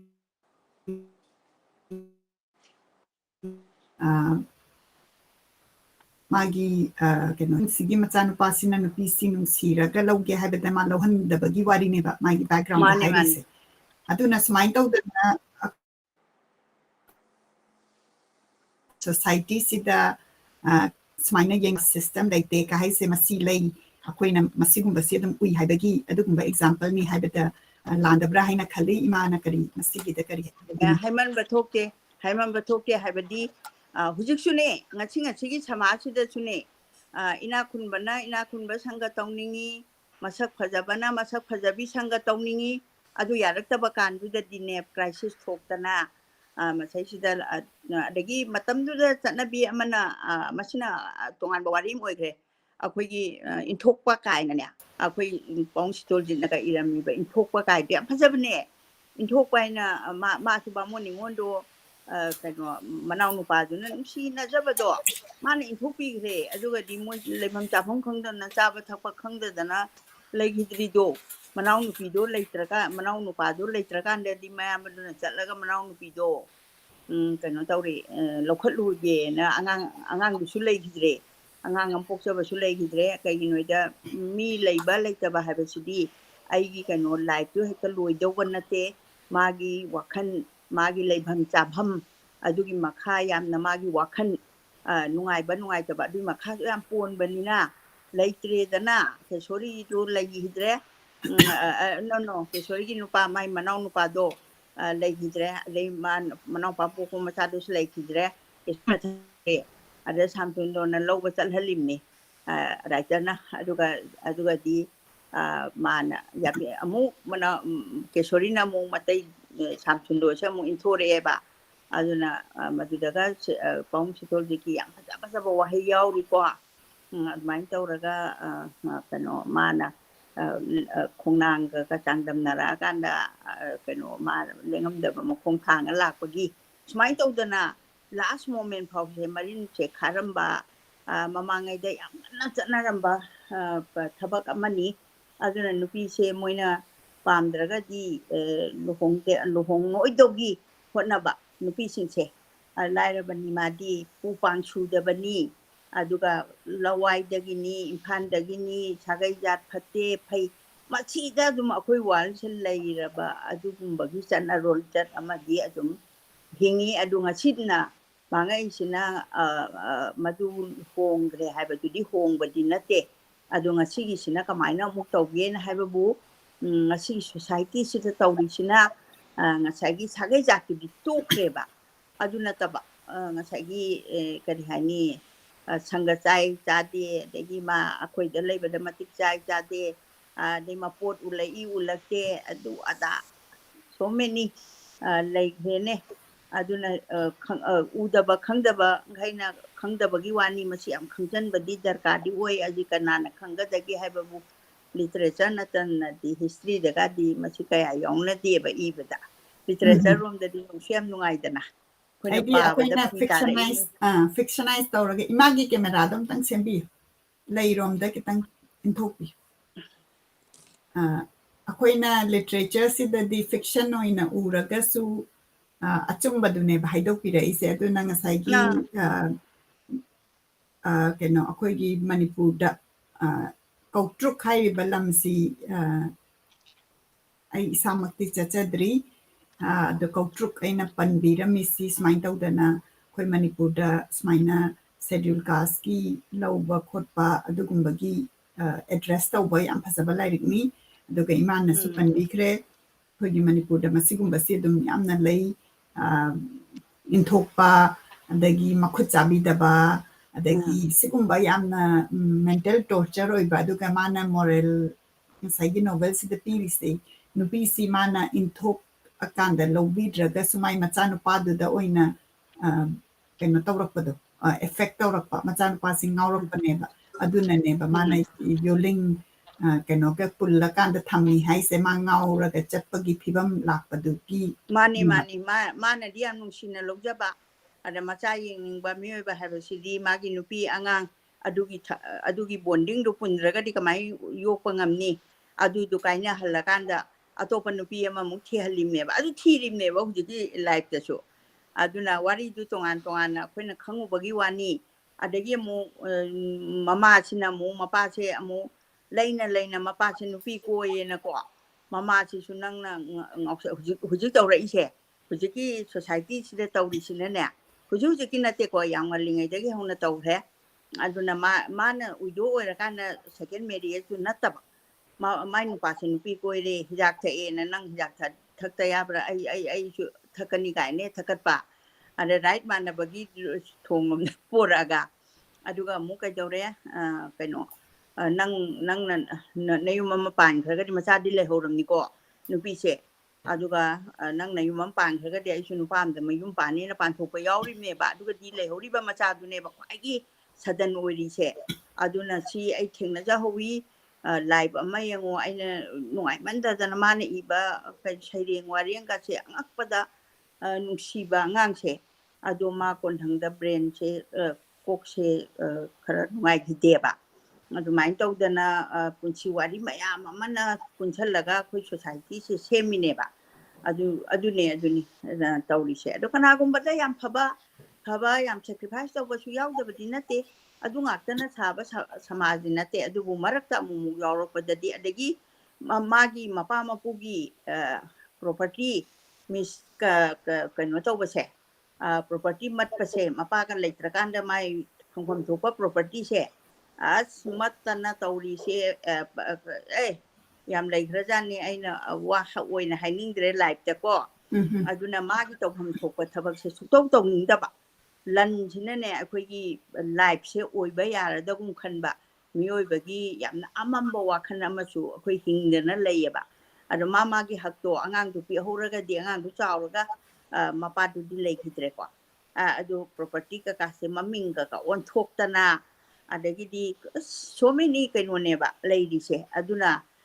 ꯑꯉꯥꯡꯁꯤꯡꯁꯦ ꯂꯝ ꯍꯦꯜꯂꯤ ꯀꯀꯥ ꯍꯥꯏꯔꯤꯁꯦ ꯅꯤꯡꯕ ꯁꯨꯝ ꯀꯥꯏꯔꯛꯄ ꯀꯩꯗꯧꯕꯗꯒꯤ ꯂꯝ ꯍꯦꯟꯈꯤꯕꯁꯨ ꯌꯥꯎꯗꯕ ꯅꯠꯇꯦ ꯑꯗꯩ ꯅꯤꯡꯕ ꯊꯨꯡꯃꯟꯗꯅ ꯂꯝ ꯍꯦꯟꯕꯁꯨ ꯌꯥꯎꯗꯕ ꯅꯠꯇꯦ ꯑꯗꯨꯅ ꯁꯪꯁꯥꯔ ꯍꯥꯏꯕꯁꯤꯗꯤ ꯌꯥꯝ ꯌꯥꯝꯈ꯭ꯔꯦꯀꯣ ꯑꯗꯨꯅ ꯁꯤꯒꯨꯝꯕ ꯌꯥꯝꯅ ꯀꯩ ꯍꯥꯏꯅꯤ ꯙꯟꯃ ꯌꯥꯎꯗꯕ ꯊꯕꯛꯁꯤꯗꯤ ꯑꯩꯈꯣꯏꯒꯤ ꯃꯅꯤꯄꯨꯔꯗꯗꯤ ꯄꯤꯛ ꯊꯜꯂꯤ ꯍꯥꯏꯅ ꯑꯩ ꯑꯗꯨꯃꯥꯏꯅ ꯊꯝꯃꯦ ꯑꯗꯒꯤ ꯑꯩꯈꯣꯏ ꯋꯥꯔꯤ ꯌꯥꯝ ꯅꯨꯡꯉꯥꯏꯔꯤ ꯃꯔꯛꯇ ꯑꯩ ꯀꯃꯦꯟ ꯂꯧꯈꯠꯆꯒꯦ ꯑꯗꯨꯒ ꯌꯦꯡꯕꯤꯔꯤꯕ ꯄꯨꯝꯅꯃꯛꯅ ꯀꯃꯦꯟ ꯇꯧꯕꯤꯔꯛꯎ ꯏꯃꯥꯅ ꯀꯃꯦꯟ ꯄꯥꯔꯁꯤ ꯍꯥꯏꯔꯀꯥꯟꯗ ꯑꯩ ꯀꯃꯦꯟ ꯊꯤꯕ ngam matangsu yawi aduna tabiribasi adum tabibani aduna comment pibirau sumai tawdana offline da comment pibirakpasing busu thagachari offline da akoigi masi mamangi dagi ai comment nahan gaina pa ngamhodaba khara lokhachage sakhitombi rajkumari sisu yamna nungsiba akoigi listener ni mana ibirai hard work imai bema watching from Moirang Sendra Road masi Moirang da get tabi rakpani aduga akoigi book kaya su mana order to bihi literature bu yamna thamoi sengna nungsiba adugumbani haina khanjai hard work imai bema haise akoina imagi damakta love and like bibirau akoina Saturday show sina aina aigi ayuk oiba aduna aise khara adum active oiba aduga imagina evening oiba aduga atai weekday da tawragana akhoise aigi evening oiba aduga imagina ngata ayu ngata oidoine do ayu ngata sida akhoi mase pung manga makhai taruk sidai sida chandon chawaga thindana ta fresh da ready da lakpa ngamba adugumba akoigi manipur gi chang thoraba nupini haina gi ma oiragasu aina yamna admire tawba haitare ko mana sparasi ena akoigi session se horakpa kanda aidi somna kanda office ki thabak tawraga imungi chak ising tawraga patharaba matamduda akoi magi activeness tu urakanda mana pabi bowari sitara ka yamna nungaiba adugumba si urakanda Sakhitombi Rajkumari nasu imai bemasi yamna hard work tawba imai bemani haina ibirapani aduga akoigi madugi comment ai thirakhige ima jamuna nasu yam nungsiba comment ama ibirakhibani akoina punsisi nungaige hairadi akoiga chanaba thabak si taw haiba adaina handakse anauba larik ama pai ikigai haisi manipur kanone Japanese word neba ikigai haiba larik se Hector Garcia ga Frances Miral na iba ada ikigai haiba word si kari haino hairaga akoigi life ki purpose aduga akoida nungaiba purakpase masi akoina karino haina identify tawba ngamagadi akoise nungtigi ayung antada hogatlakanda yamna excited oina hogatpa aduneba aduna akoi pumnamangna akoigi ikigai se karino haina hangba machangeba aduna aina akoi mana magi manipuri literature si akoina ai isamaksu adum manipur dagi labna la kanda manipuri literature se khangdaba aduga yam kanna interest su kasu leiramdaba da akhoi mana nungsiba magi literature gi nungsiba si uba kanda akhoi bu attract tawbani aduga mana larik si paba kanda larik atai kem changoi camera ga si off tawhibada muk khangdaba si yauri mani para kanda pura chapter manga taruka para ka camera off tawrambaga yauba adugumba kaya leigre aduna mana larik si paba kanda 100% present oiba ngamba magi flow se aduna takpadi mana literature se aduki matik nungsiba aduna mana ayung anta akoina larik parasi haiba kanda akoi mase imase pung kya da hogale ahum da hogat mari da hogat Kariaba imase pung kya da hogat pi geba ayung anta da ꯑꯩꯗꯤ ꯅꯣꯏꯗꯁꯨ ꯑꯗꯨꯝ ꯑꯩ ꯑꯗꯨꯝ ꯄꯨꯡ 4ꯅꯤ ꯀꯩꯅꯣ ꯄꯨꯡ 4ꯗ ꯃꯔꯤꯁꯤꯗ ꯑꯩꯗꯤ ꯍꯧꯒꯠꯂꯀꯥꯟꯗ ꯑꯩꯈꯣꯏ ꯃꯥꯁꯦ ꯑꯗꯨꯝ ꯏꯔꯨ ꯃꯥꯏꯖꯊꯔꯒ ꯃꯥ ꯔꯦꯗꯤ ꯇꯧꯕ ꯃꯌꯥꯝꯅ ꯉꯥꯛꯄꯤꯒꯅꯤ ꯑꯩꯁꯦ ꯂꯣꯛ ꯈꯤꯇꯪ ꯏꯁꯥ ꯈꯤꯇꯪ ꯅꯨꯡꯉꯥꯏꯇꯕꯒꯤ ꯂꯣꯛ ꯈꯔ ꯊꯨꯡꯉꯤ ꯑꯗꯨꯅ ꯑꯗꯨꯃꯥꯏꯅ ꯇꯧꯔꯀꯥꯟꯗ ꯃꯥꯅ ꯌꯥꯝꯅ ꯐ꯭ꯔꯦꯁ ꯑꯣꯏꯔꯒ ꯃꯉꯣꯟꯗ ꯌꯥꯝꯅ ꯅꯨꯡꯉꯥꯏꯅ ꯂꯥꯛꯏꯁꯦ ꯃꯥꯅ ꯃꯗꯨ ꯃꯥꯒꯤ ꯄꯔꯄꯁ ꯑꯗꯒꯤ ꯑꯩꯈꯣꯏ ꯃꯥꯒꯤ ꯅꯨꯡꯉꯥꯏꯖꯕꯤꯅꯦꯕ ꯑꯗꯨꯃꯥꯏꯅ ꯇꯧꯗꯅ ꯑꯩꯈꯣꯏꯁꯨ ꯑꯩꯈꯣꯏꯅ ꯀꯔꯤ ꯅꯨꯡꯉꯥꯏ ꯍꯥꯏꯕꯗꯣ ꯑꯗꯨ ꯒꯤ ꯑꯦꯛꯖꯥꯝꯄꯜꯗꯨꯅꯤ ꯑꯩꯅ ꯁꯦꯌꯔ ꯇꯧꯖꯔꯤꯁꯤ ꯑꯗꯨꯅ ꯃꯗꯨꯒꯤ ꯀꯃꯦꯟꯠꯁꯤꯗ ꯑꯩꯅ ꯃꯗꯨꯒꯤ ꯃꯔꯝꯗ ꯏꯕꯗ ꯀꯩꯅꯣ ꯑꯩ ꯃꯤꯀꯨꯞ ꯑꯃꯈꯛꯇ ꯃꯄꯥꯟ ꯊꯣꯛꯀꯦ ꯍꯣꯏ ꯊꯣꯛꯄꯤ ꯑꯗꯨꯅ ꯏꯃꯥꯗ ꯀꯃꯦꯟꯠꯁꯤ ꯑꯩ ꯀꯩꯅꯣ ꯇꯥꯍꯟꯖꯒꯦ ꯇꯧꯕꯅꯤ ꯑꯩꯈꯣꯏ ꯃꯥꯁꯦ ꯀꯃꯦꯟꯠ ꯌꯥꯝꯅ ꯂꯤꯁꯅꯔꯁꯤꯡꯁꯤ ꯃꯥꯒꯤꯗꯃꯛꯇꯗꯤ ꯌꯥꯝꯅ ꯃꯔꯨ ꯑꯣꯏꯅ ꯈꯟꯖꯕ ꯑꯗꯨꯅ ꯂꯤꯁꯅꯔꯁꯤꯡ ꯌꯦꯡꯕꯤꯔꯤꯕ ꯄꯨꯝꯅꯃꯛꯅ ꯇꯥꯕꯤꯕ ꯃꯇꯝꯗ ꯏꯃꯥꯒꯤꯗꯃꯛꯇ ꯀꯃꯦꯟꯠ ꯑꯃꯃꯝ ꯊꯝꯕꯤꯔꯝꯃꯨ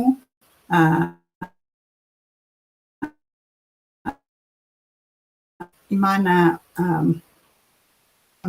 ꯗꯕ ꯃꯇꯝꯗ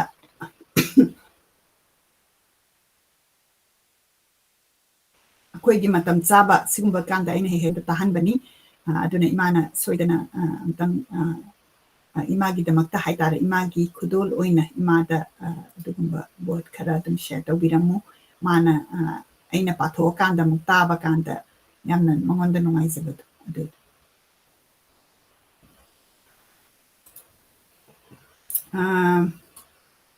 ꯄꯥꯡꯒꯝꯕꯝ ꯆꯅꯨꯅ ꯕꯣꯔ ꯁꯥꯍꯦꯕ ꯑꯣꯡꯕꯤ ꯁꯅꯥꯇꯣꯝꯕꯤ ꯃꯈꯥ ꯄꯥꯕꯤꯔꯛꯎ ꯕꯣꯔ ꯁꯥꯍꯦꯕ ꯑꯣꯡꯕꯤ ꯁꯅꯥꯇꯣꯝꯕꯤꯁꯤ ꯑꯩꯅꯁꯨ ꯌꯥꯝꯅ ꯇꯥꯅꯤꯡꯉꯒ ꯂꯩꯕꯅꯤ ꯑꯗꯣ ꯂꯥꯏꯔꯤꯛꯁꯤ ꯏꯃꯥꯗꯁꯨ ꯂꯩꯇꯕ ꯑꯗꯣ ꯑꯩꯅ ꯃꯅꯤꯄꯨꯔꯗ ꯊꯣꯛꯂꯛꯄ ꯀꯥꯟꯗ ꯂꯥꯏꯔꯤꯛ ꯀꯣꯄꯤ ꯑꯃ ꯄꯨꯊꯣꯛꯆꯔꯛꯀꯦ ꯑꯗꯨꯒ ꯑꯩꯈꯣꯏꯅ ꯄ꯭ꯔꯥꯏꯚꯦꯠꯂꯤ ꯏꯃꯥꯅ ꯃꯊꯪ ꯇꯥꯅ ꯄꯥꯕꯤꯅꯕ ꯑꯩꯈꯣꯏ ꯁꯤꯟꯖꯔꯛꯀꯦ ꯑꯗꯒꯤ ꯏꯃꯥꯗ ꯑꯩꯅ ꯇꯥꯍꯟꯖꯅꯤꯡꯕ ꯀꯃꯦꯟꯠꯁꯤ ꯑꯩꯈꯣꯏꯒꯤ ꯀꯦꯂꯤꯐꯣꯔꯅꯤꯌꯥꯗꯒꯤ ꯏꯃꯥ ꯖꯃꯨꯅꯥꯅ ꯉꯁꯥꯏꯒꯤ ꯑꯩꯅ ꯏꯀꯤꯒꯥꯏꯒꯤ ꯃꯔꯝꯁꯤꯗ ꯏꯃꯥꯅ ꯄꯥꯕꯁꯤ ꯎꯕꯗ ꯃꯗꯨ ꯑꯣꯏꯔꯝ ꯇꯥꯔꯦ ꯏꯀꯤꯒꯥꯏ ꯍꯥꯏꯁꯦ ꯑꯩꯅ ꯑꯗꯨꯃꯥꯏꯅ ꯈꯟꯕꯒꯤ ꯄꯣꯁꯠ ꯑꯃꯗ ꯏꯕꯤꯔꯛꯄꯅꯤ Monica, you are so right. I feel the same about your mom, Saroj Nalini. At the same time, you are also equally contributing to it. Thank you so much. I myself feel how I miss such wonderful books all these years. Haibadi, Ima Jamunanasu share tawraise. Amta khallu. Akoina imanasu akoi gi pabiriba imanasu akoi gi ngasi gi loisanba lairik Hijam Guno singna ibiramba Ekhoi Tada hairibase 1960s da irambase akhoi gi ꯇꯥꯗꯕ ꯈꯪꯗꯕ ꯑꯩꯈꯣꯏ ꯌꯥꯝ ꯂꯩꯔꯤꯑꯕ ꯃꯃꯤꯡ ꯇꯥꯔꯒꯁꯨ ꯑꯩꯈꯣꯏꯅ ꯄꯥꯔꯨꯗꯕ ꯑꯗꯨꯅ ꯑꯩꯈꯣꯏꯅ library of ꯃꯅꯤꯄꯨꯔꯒꯤ ꯄ꯭ꯔꯣꯒ꯭ꯔꯥꯝꯁꯤ ꯇꯞꯅ ꯇꯞꯅ ꯀꯠꯇꯦ ꯇꯧꯔꯒꯁꯨ ꯑꯩꯈꯣꯏ ꯃꯌꯥꯝꯗ ꯌꯥꯝꯅ ꯀꯥꯟꯅꯕ ꯁꯤꯒꯨꯝꯕ ꯑꯁꯨꯛ ꯐꯖꯔꯕ ꯑꯩꯗꯤ ꯃꯥꯒꯤ ꯗꯤꯁꯀ꯭ꯔꯤꯞꯁꯟꯁꯦ ꯑꯩꯈꯣꯏꯅ ꯏꯪꯂꯤꯁꯀꯤ ꯁꯤꯒꯤ ꯀꯩꯅꯣꯁꯦ ꯇ꯭ꯔꯥꯟꯁꯂꯦꯁꯟꯁꯤ ꯄꯥꯕ ꯀꯥꯟꯗ ꯃꯩꯇꯩꯂꯣꯟ ꯈꯪꯗꯕ ꯃꯤꯒꯤꯗꯤ ꯈꯪꯗ꯭ꯔꯦꯀꯣ ꯒ꯭ꯂꯤꯝꯁ ꯑꯣꯐ ꯀꯩꯅꯣ ꯋꯥꯔꯤꯗꯨꯗꯤ ꯎꯔꯅꯤ ꯑꯗꯨꯕꯨ ꯃꯩꯇꯩꯂꯣꯟ ꯈꯪꯉꯀꯥꯟꯗ ꯃꯩꯇꯩꯂꯣꯟꯒꯤ ꯑꯣꯔꯤꯖꯤꯅꯦꯜꯗ ꯌꯥꯎꯔꯤꯕ ꯃꯥꯒꯤ ꯗꯤꯁꯀ꯭ꯔꯤꯞꯁꯟ ꯃꯥꯒꯤ ꯀꯩꯅꯣꯁꯦ ꯂꯤꯇꯔꯦꯆꯔ ꯑꯗꯒꯤ ꯑꯩꯈꯣꯏꯒꯤ ꯊꯃꯣꯏꯗ ꯐꯤꯜ ꯇꯧꯕꯁꯦ ꯃꯁꯤ ꯌꯥꯝꯅ ꯋꯥꯡꯈ꯭ꯔꯦꯕ ꯏꯪꯂꯤꯁꯇ ꯐꯣꯡꯗꯣꯛꯄꯁꯤꯒ ꯑꯗꯨꯒꯤ ꯗꯤꯐ꯭ꯔꯦꯟꯁꯇꯨ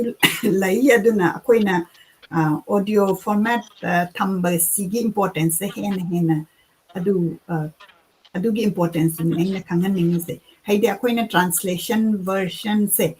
ꯂꯩꯔꯒꯁꯨꯅꯦ ꯃꯩꯇꯩꯂꯣꯟ ꯄꯥꯕ ꯊꯣꯛꯇꯕ ꯀꯥꯡꯕꯨꯅ ꯃꯩꯇꯩꯂꯣꯟꯗ ꯑꯣꯗꯤꯑꯣ ꯐꯣꯔꯃꯦꯠꯇ ꯄꯥꯕꯒꯤ ꯃꯍꯥꯎꯁꯦ ꯁꯤꯒ ꯏꯪꯂꯤꯁ ꯇ꯭ꯔꯥꯟꯁꯂꯦꯁꯟꯁꯤꯒ ꯌꯥꯝ ꯈꯦꯠꯅꯔꯛꯑꯦꯕ ꯃꯥꯒꯤ ꯋꯥꯡꯕꯁꯦ ꯂꯤꯇꯔꯦꯆꯔ ꯑꯗꯨꯅ ꯏꯚꯟ ꯈꯝꯕ ꯊꯣꯏꯕꯤꯁꯦ ꯑꯩꯅ ꯏꯪꯂꯤꯁꯇ ꯄꯥꯔꯒꯁꯨ ꯑꯩꯈꯣꯏ ꯃꯥꯅ ꯑꯣꯔꯤꯖꯤꯅꯦꯜ ꯃꯩꯇꯩꯂꯣꯟꯁꯤꯗ ꯄꯥꯔꯛꯄ ꯀꯥꯟꯗ ꯑꯩꯅ ꯑꯣ ꯃꯥꯏ ꯒॉड I have been missing so much ꯑꯩꯅ ꯑꯗꯨꯃꯥꯏꯅ ꯈꯜꯍꯜꯂꯦꯕ ꯑꯗꯨꯗꯒꯤ ꯍꯦꯟꯅ ꯏꯟꯇꯔꯦꯁ ꯂꯩꯔꯛꯑꯀꯥꯟꯗ ꯑꯩꯈꯣꯏ ꯃꯥꯅ ꯃꯩꯇꯩꯂꯣꯟꯗ ꯄꯥꯕ ꯀꯥꯟꯁꯤꯗ ꯃꯥꯒꯤ ꯑꯣꯔꯤꯖꯤꯅꯦꯜꯒꯤ ꯑꯩꯈꯣꯏꯒꯤ ꯀꯩꯅꯣꯁꯦ ꯃꯗꯨꯅꯤ ꯑꯩꯅ ꯃꯌꯥꯝꯗ ꯁꯦꯌꯔ ꯇꯧꯖꯔꯤꯕꯁꯤ ꯑꯩꯈꯣꯏꯒꯤ ꯃꯇꯝꯁꯤ ꯄꯨꯡ 1ꯃꯨꯛꯇꯤ ꯌꯧꯁꯜꯂꯦ ꯑꯗꯨꯕꯨ ꯀꯃꯦꯟ ꯑꯃ Katanga Paikachage Lansana Chanuna Ima Punsi Nung Sang Ba Oibiu Nungairaba Wari Kaya Papirapu Hain Ibirei. Smile out the na comment Ibirau Adoidi Imana Parisi Mi Karatari have to so quite the Kang the Dunga. Ay kanong kagta hang bapa me ngasagi kano do ining thonara ngasagi hanggat haibirakpado kogi borsai bung bisana tombi Ima tabibra. Tai. Okay. Nate magi count nate maming mana benene. Oh. Atopa ining tho. Nate da atopa gi warasu amabu warasu ay personnel gi wafam kasu lejade ko nahamuk se ining tho se tabi baduda aina borsai bung bisana tombi su je engonda leiti haba adun may amdi am taning ba adudi oiba nungsu thongna nungai khaba Maharaj Kumari gi tongan ba khurjai che tongan ba ama leiba adumai tawduna ay paningi ay kharadi pagre aduga solution de adubu ay somda amtang keno tawrakhige like si kamaina Adu aingonda copy se ani lai mana thambiramba ma aigi hanagi copy amaga aina tholakpada madu puthokjara age tholakpada borsai bung bisana tombido aduga de madu paikhala age aduga akoina madu mupa keno privately session tawrakanda paminarasi aduna aina isanupina so dumaina haibigre tasengna mag ID literature na ngasi paw hingalapani na ay life se literature se aina kaya mo yamna pamamge bo aina pamge pamba nate masana pamambani ay class 9 kara ko dam 9 8 ki parikha lore ka 9 ka ba sida madhabi si tamme ba ko novel se adu novel wena yam luna nei na banate adum paraga mai chapter du da khoina adum pungau de ngau jai dana angang ching khalakwa matam da di adum akhoi gi apam mayam do Dr. Kamal na phajana ye piram banina aduna adumai to banina adum parak pasina Kalidas ki ko lechin duty se akhoi sanskrit di akhoi parak tre dana ko kuman them gol ki sona handu eba lechin duty tamme akhoi si bieda ado aina lechin duty sida phajabado Jakaduna Alakapudena Ramgiri Bhogi, the Masano Kaina Rakanda Mana, Lon Chop Amata Suyaudana, geographical area say. Himalu is that Lay one days. Himalu is Guinea. Now I did like since the Magi Pau, Piri neighbor, Mase, my Matodang, the Towe Dena, Mahadevana, my young strict Obanina. Nang Kainona Bani, Aduga Ada Ramgiri, Alakapuda, Alakapude Ramgirida. Haji Himalugi, Makongina, Song Wang Madane. Adu Pajabadubu, Sanskrit cam, Pajaram the game Tayuni. My Tayronda, Kanda Kaibia Koeva, Dubu Kanda di Yamna Masit or Bakaibia. As mind of the non literature, she does hung out and hours of him in an air. Aina Noma, magi connection si that cre mind out dana koi mana man ki Manipuri literature si sumana yamna si sabadu na mana pa kanda koi the shadow di basi ki the makta yam yamna numaina amina baduni koi na kangda ba yam si yamna kangba ngamba hai betare aduna yamna ngai ai gi the makta di gift amani ako'y nagwari si English literature gi novel adagi cinema ako'y may nagihingidan the Manipuri ang basa-basa ba legacy ako'y chaptok ningay ni aduna ako'y na chaptok minasi chaptok ke hayrade ako'y na shadow minabamachangi aduna ako'y na tawzeri si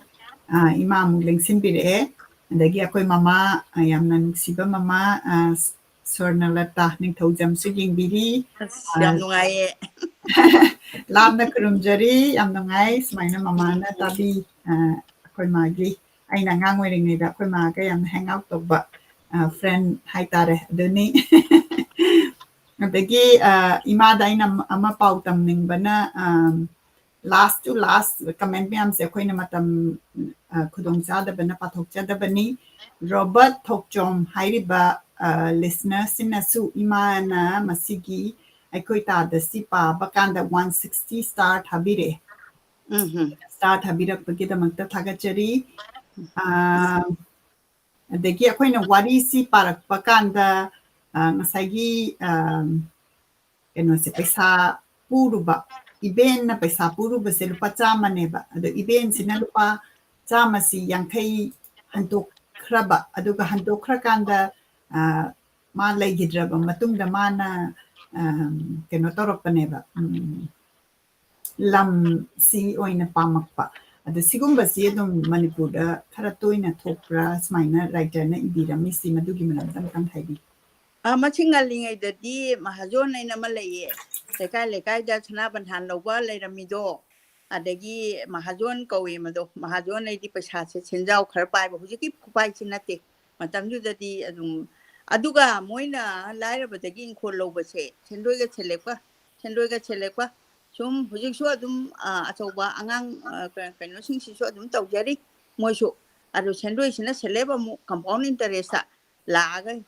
ꯃꯣꯏꯅ ꯀꯣꯟꯅ ꯂꯥꯁꯇꯗꯤ ꯍꯤꯡꯒꯣꯜꯁꯦ ꯂꯧꯈꯤꯕ ꯑꯗꯨꯒꯨꯝꯕꯁꯦ ꯌꯥꯝ ꯇꯣꯏꯅ ꯊꯣꯛꯄ ꯅꯤ ꯑꯗꯨꯅ ꯉꯁꯥꯏꯒꯤ ꯃꯆꯤꯟ ꯃꯅꯥꯎꯗꯨ ꯁꯤꯝꯕꯣꯂꯤꯀꯦꯜꯂꯤ ꯑꯣꯏꯔꯝꯕ ꯌꯥꯏ ꯑꯗꯨꯒ ꯔꯤꯌꯦꯜꯁꯨ ꯄꯥꯕꯨꯡꯅ ꯎꯔꯝꯒꯅꯤ ꯑꯗꯨꯒ ꯑꯩ ꯏꯁꯥꯃꯛꯁꯨ ꯌꯥꯝꯅ ꯎꯖꯔꯤ ꯍꯥꯏꯕ ꯇꯥꯔꯦ ꯑꯗꯨꯅ ꯉꯁꯥꯏꯒꯤ ꯃꯍꯥꯖꯣꯟ ꯀꯥꯡꯕꯨꯁꯤꯡꯁꯤꯅ ꯉꯁꯥꯏꯒꯤ ꯁꯦꯛꯁꯄꯤꯌꯥꯔꯅꯒ ꯏꯔꯝꯃꯤꯕ ꯁꯥꯏꯂꯣꯛꯅꯒ ꯇꯧꯔꯤꯗꯣ ꯁꯦꯟꯗꯣꯏꯁꯦ ꯆꯥꯎ ꯂꯧꯔꯀꯥꯟꯗ ꯃꯥꯅ ꯃꯤꯁꯤꯡꯁꯦ ꯑꯗꯨꯒ ꯑꯦꯟꯇꯣꯅꯤꯑꯣ ꯊꯣꯔꯛꯄꯗ ꯃꯥ ꯍꯥꯠꯀꯦ ꯀꯥꯏꯅ ꯇꯧꯔꯛꯇꯅ ꯅꯪ ꯐ꯭ꯂꯦꯁ ꯄꯥꯎꯟ ꯑꯃ ꯂꯧꯅꯤꯒ ꯍꯥꯏꯕꯒꯤ ꯋꯥꯔꯤꯗꯣ ꯑꯩꯈꯣꯏꯗ ꯌꯥꯝ ꯅꯨꯡꯉꯥꯏꯍꯟꯕꯗꯣ ꯅꯨꯡꯉꯥꯏꯔꯤꯁꯤ ꯀꯩꯒꯤꯅꯣ ꯑꯩꯈꯣꯏꯒꯤ ꯗꯨꯅꯤꯌꯥꯗꯨꯗ ꯃꯗꯨ ꯊꯣꯛꯑꯦꯕ ꯃꯗꯨ ꯊꯣꯛꯄꯁꯦ ꯑꯩꯉꯣꯟꯗ ꯊꯣꯛꯇꯕ ꯌꯥꯏ ꯑꯗꯨꯕꯨ ꯃꯤ ꯑꯃꯗꯗꯤ ꯑꯗꯨꯝ ꯊꯣꯛꯑꯦꯕ ꯊꯣꯛꯏꯁꯦ ꯃꯥꯅ ꯈꯤꯇꯪ ꯄꯪꯍꯧꯕ ꯑꯗꯨꯅ ꯀꯔꯤ ꯇꯧꯔꯦ ꯑꯗꯨꯅ ꯉꯁꯥꯏꯒꯤꯗꯨꯅ ꯌꯥꯝꯅ ꯇꯣꯜꯂ ꯇꯥꯔꯕꯁꯤꯡꯁꯦ ꯃꯁꯤꯗ ꯈꯤꯇꯪ ꯍꯟꯊꯕꯤꯕ ꯇꯧꯕ ꯌꯥꯕ ꯁꯤꯖꯤꯟꯅꯕ ꯉꯁꯥꯏ ꯄꯥꯕꯨꯡ ꯒꯨꯅꯣꯅ ꯏꯕꯤꯔꯤꯕ ꯀꯩꯅꯣ ꯁꯔꯀꯥꯔꯒꯤ ꯆꯥꯀꯔꯤꯗꯨꯗ ꯑꯣꯐꯤꯁꯥꯔꯗꯨꯅ ꯃꯥꯒꯤ ꯄꯤꯌꯣꯟꯗꯨꯗꯤ ꯀꯩꯅꯣ ꯃꯌꯨꯝ ꯍꯟꯕꯗ ꯊꯦꯡꯉꯀꯥꯟꯗ ꯍꯜꯂꯤꯅꯤ ꯀꯔꯤꯒꯤꯅꯣꯗ ꯃꯥꯒꯤ ꯁꯤꯡ ꯈꯥꯏꯔꯝꯃꯨ ꯑꯗꯒꯤ ꯑꯗꯨ ꯂꯧꯔꯝꯃꯣꯏꯅ ꯑꯗ ꯃꯥꯏ ꯅꯨꯄꯤꯗꯨꯅꯗꯤ ꯅꯨꯄꯤ ꯀꯣꯏꯔꯝꯅꯦꯅ ꯃꯤꯁꯑꯟꯗꯔꯁꯇꯦꯟ ꯇꯧꯗꯅ ꯇꯧꯈꯤꯕꯒꯤ ꯁꯤꯅꯔꯤꯗꯣ ꯌꯥꯝ ꯐꯖꯕ ꯁꯔꯀꯥꯔꯒꯤ ꯆꯥꯀꯔꯤꯁꯤꯗ ꯑꯗꯨ ꯂꯩꯔꯤꯅꯦꯕ ꯑꯗꯨꯃꯥꯏꯅ ꯇꯧꯗꯅ ꯑꯩꯈꯣꯏꯅ ꯁꯤꯖꯤꯟꯅꯔꯣꯏꯗꯕ ꯄꯣꯠꯁꯦ ꯑꯩꯈꯣꯏꯒꯤꯗꯗꯤ ꯌꯥꯝ ꯁꯤꯖꯤꯟꯅꯩꯌꯦꯕ ꯑꯗꯨ ꯄꯤꯌꯣꯟꯗꯨ ꯁꯤꯖꯤꯟꯅꯕꯗ ꯅꯠꯇꯦ ꯑꯗꯒꯤ ꯃꯥꯒꯤ ꯄꯤꯔꯤꯕ ꯑꯣꯐꯤꯁꯀꯤ ꯄꯤꯔꯤꯕ ꯈꯣꯠꯂꯤꯕ ꯄꯨꯝꯅꯃꯛꯁꯦ ꯑꯗꯨꯝ ꯃꯔꯅꯥꯏ ꯑꯣꯏꯅ ꯑꯗꯨꯃꯥꯏꯅ ꯁꯤꯖꯤꯟꯅꯕꯁꯦ ꯃꯅꯤꯄꯨꯔꯗꯗꯤ ꯆꯠꯅꯕꯗꯧꯅ ꯇꯧꯏ ꯑꯩꯅ ꯁꯤꯂꯣꯡꯗ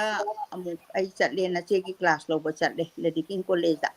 ꯑꯗꯩꯗꯨꯗ ꯑꯩꯁꯦ ꯇꯥꯃꯣ ꯀꯣꯂꯣꯅꯤꯌꯟꯒꯤꯗ ꯂꯩ ꯍꯥꯏꯗꯤ ꯂꯦꯗꯤ ꯀꯤꯡꯒ ꯍꯦꯛ ꯅꯛꯅꯕ ꯃꯐꯝꯁꯤ ꯂꯩ 28 days ꯂꯩ ꯃꯣꯏꯗ ꯇꯥꯃꯣꯅꯁꯨ ꯁꯤꯗ ꯂꯩꯔꯣꯏꯅ ꯑꯩ ꯆꯤꯡ ꯀꯥꯊꯣꯛ ꯀꯥꯁꯤꯟ ꯉꯝꯗꯦꯅ ꯑꯗꯩꯗꯨꯗ ꯑꯩꯅ ꯌꯦꯡꯖꯕꯗ ꯃꯣꯏ ꯑꯣꯐꯤꯁꯥꯔ ꯀꯣꯂꯣꯅꯤꯅꯦꯕ ꯑꯩꯅ ꯂꯩꯖꯔꯤꯗꯣ ꯑꯗꯨꯗ ꯑꯣꯐꯤꯁꯥꯔꯒꯤ ꯃꯆꯥꯁꯤꯡ ꯂꯥꯏꯔꯤꯛ ꯀꯥꯕ ꯈꯣꯠꯄꯗ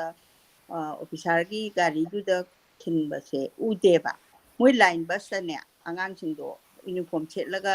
ꯃꯣꯏ ꯃꯈꯥꯒꯤ ꯆꯤꯡꯅꯤꯅ ꯈꯔꯗꯤ ꯑꯗꯨꯃꯥꯏꯅ ꯇꯧꯔꯀꯥꯟꯗ ꯃꯣꯏ ꯏꯆꯝ ꯆꯝꯅ ꯑꯗꯨꯃꯥꯏꯅ ꯑꯗꯨꯝ ꯆꯠꯄ ꯊꯦꯡꯅꯩꯌꯦꯕ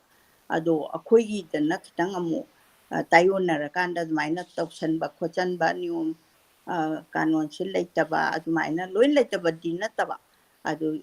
ꯑꯗꯨꯃꯥꯏꯅ ꯈꯔ ꯇꯧꯏ ꯑꯗꯩ ꯂꯥꯏꯔꯕ ꯁꯤ ꯌꯥꯝ ꯍꯟꯊꯅ ꯌꯦꯡꯕ ꯑꯗꯨꯒ ꯂꯥꯏꯔꯕꯅꯁꯨ ꯌꯥꯝ ꯐꯠꯇꯕꯁꯨ ꯑꯗꯨꯝ ꯂꯩꯇꯕꯗꯤ ꯅꯠꯇꯦ ꯑꯗꯨꯝ ꯃꯤꯒꯤ ꯄꯣꯠ ꯆꯩ ꯂꯧꯕ ꯈꯣꯠꯄ ꯑꯗꯨꯅ ꯇꯣꯉꯥꯟꯕ ꯑꯃ ꯑꯣꯏꯈ꯭ꯔꯦ ꯑꯗꯨꯅ ꯉꯁꯥꯏꯒꯤ ꯑꯩꯈꯣꯏ ꯇꯥꯗꯗ ꯑꯉꯥꯡ ꯑꯅꯤꯗꯨꯒꯤ ꯌꯥꯝꯅ ꯁꯤꯝꯄ꯭ꯂꯤꯁꯤꯇꯤ ꯑꯣꯏꯖꯕ ꯑꯗꯒꯤ ꯃꯄꯥꯒꯤ ꯋꯥꯔꯤ ꯅꯣꯡꯃꯇ ꯈꯪꯗꯕ ꯑꯗꯨꯅ ꯃꯄꯥ ꯂꯩꯇꯕ ꯅꯨꯃꯤꯠꯇꯨꯗ ꯀꯤꯔꯥ ꯊꯥꯡꯕꯤꯉꯥꯏ ꯂꯩꯇꯦ ꯑꯗꯨꯒ ꯄꯤꯟꯗ ꯗꯥꯟ ꯄꯤꯅꯤꯡꯉꯥꯏ ꯂꯩꯇꯦꯅ ꯃꯙꯧꯗꯨꯅ ꯃꯄꯥꯗꯨ ꯇꯣꯔꯆꯔ ꯇꯧꯈꯤꯕ ꯈꯣꯠꯈꯤꯕ ꯃꯌꯥꯝꯗꯣ ꯃꯥꯒꯤ ꯁꯤꯔꯝꯗꯥꯏꯗ ꯄ꯭ꯔꯥꯏꯆꯤꯠ ꯂꯥꯛꯄ ꯍꯥꯏꯗꯤ ꯃꯥꯅ ꯑꯆꯨꯝꯕ ꯔꯣꯝꯗ ꯂꯥꯛꯄ ꯑꯗꯨꯅꯤ ꯎꯠꯂꯤꯗꯣ ꯑꯗꯨ ꯃꯥꯅ ꯅꯤꯉꯣꯟ ꯑꯃ ꯃꯆꯦꯗꯨꯅꯒ ꯃꯈ꯭ꯋꯥꯡꯒ ꯃꯦꯠꯇꯅ ꯑꯉꯥꯡꯒꯗꯨ ꯇꯥꯟꯊꯣꯔꯛꯄ ꯈꯣꯠꯇꯣꯔꯛꯄꯁꯦ ꯍꯧꯖꯤꯛ ꯍꯧꯖꯤꯛꯇ ꯑꯗꯨꯝ ꯇꯧꯔꯤꯕ ꯊꯕꯛ ꯑꯃꯅꯤ ꯍꯥꯏꯗꯅ ꯑꯩ ꯁꯨꯃꯥꯏꯅ ꯊꯝꯖꯒꯦ ꯃꯁꯤꯒꯤꯁꯦ ꯁꯤꯒꯨꯝꯕ ꯅꯣꯕꯦꯜꯁꯦ ꯄꯥꯕꯗꯒꯤꯗꯤ ꯃꯁꯤ ꯐꯠꯇꯦꯅ ꯍꯥꯏꯅ ꯑꯩꯈꯣꯏꯅ ꯇꯥꯕꯤꯔꯤꯕ ꯄꯨꯝꯅꯃꯛ ꯂꯣꯏ ꯇꯧꯏ ꯍꯥꯏꯕ ꯅꯠꯇꯕ ꯁꯤꯒꯨꯝꯕ ꯌꯥꯎꯕꯤꯔꯝꯃꯒꯁꯨ ꯃꯁꯤꯗꯤ ꯑꯩꯅ ꯇꯧꯕ ꯊꯕꯛꯁꯤ ꯈꯤꯇꯪ ꯆꯨꯝꯅ ꯇꯧꯕ ꯐꯩꯅ ꯀꯥꯏꯅ ꯈꯟꯗꯣꯛꯅꯕ ꯍꯥꯏꯅ ꯔꯥꯏꯇꯔꯁꯤꯅꯁꯨ ꯀꯕꯤꯁꯤꯅꯁꯨ ꯏꯔꯝꯃꯤꯅꯦꯕ ꯑꯗꯨꯅ ꯑꯗꯨꯒꯨꯝꯕꯒꯤ ꯃꯣꯔꯦꯜꯗꯣ ꯂꯧꯕ ꯋꯥꯔꯤ ꯑꯣꯏꯅ ꯁꯨꯝ ꯇꯥꯕꯗꯨ ꯅꯠꯇꯕ ꯑꯗꯨ ꯂꯣꯏꯅ ꯌꯥꯎꯏ ꯍꯥꯏꯕꯗꯤ ꯅꯠꯇꯕ ꯃꯥꯒꯤ ꯇꯧꯐꯝ ꯊꯣꯛꯄ ꯊꯕꯛꯁꯦ khitang ason ba yenga kan da tawida ba si sum thingnai hujikse dum thingnai akoina lekai da kali da adagi isa mak ta su adum thoi yam chaung thokre ado ai gi di kaimta khanda na bai na lining kre madu kaim khala anoi ngonda na kai gi noida aina madu khalura di lai pa ba ngamoi ba aduna maram oidana sugum ba yam thoi wari oina real tabining aga su noma show ma da dum ai wari li thok jage dum ado ka su kaide ado tawbatabu mioi bagi khoi thamoi da yamna nungai ta ba thabak sidi ama chawba pap amane na ahanjing na haibase masi pap se how far cam chumi chumdi haibasidi mahabharat na saki adu ima tabibra tai adagi yamna phajaba ngasagi ekhoi tadagi reference sidane chairap haibadi quote se masida mana describe tawrokpa kanda art mayamna thalle haina describe tawi masi asengbo oijala aina akhoi manipur gi chairap sidaga art ka leiba jala yengingba leibajani dine akoina lei haibade ai chaira manung da dem ta changjarudri ko aikoina ne thaina gi ahansing na ne kaino tawi mingonda aran ba tawbadi jomna ne heng ne yosingo che migi mapot maran huba daiman migi mapot maran matpa adagi mi udringe da tawba khotpa yam pap leidana maran mathumda sunataba atopa pap yam leiri ba mioi bana tawba pap che masi tawdane kaino khoigi yosingo che mai agane mamita injanba mayada injanba se jomna tawrini matamduda adu ayengo asigi lais de tawrisi ubra macha singse warakpada mi phataba mi udringe da adai mi mangna naba tawba yade mi mathai sokpa wa haiba yade na chingba se halaman gi education ni aduga painting oina so admaina dum thetpani adugi description do ma aina yamna phajai aduga Hijam Guno gi magi writing style si amna descriptive oi aduga 1960s the iramba literature se aduki phajai na ina personally taza bakanda yamna khanjai adagi amana matamdu da mana akhoi gi manipur gi oina formal set pa se chairap ta chat pa hai se formal set pa oira kadoine ba oidoi adonga setoi ni formal adoi di mana 1930s hai se 60s da iraga su Hijom set pa kokiet yet pa hai se masina formal dress oina oiram mi haibada masi aina Hijom si keno Hijom si akoina formal oina hujik so dum set pa dum ui ko maduki ama aina observation ama aina sum tabjabani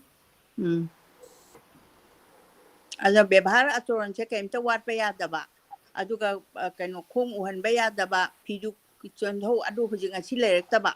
adugi ne disorder oirei society disorder oirise ngasai discipline do adagi charap ta salagana ka dongni aduga akoina kaino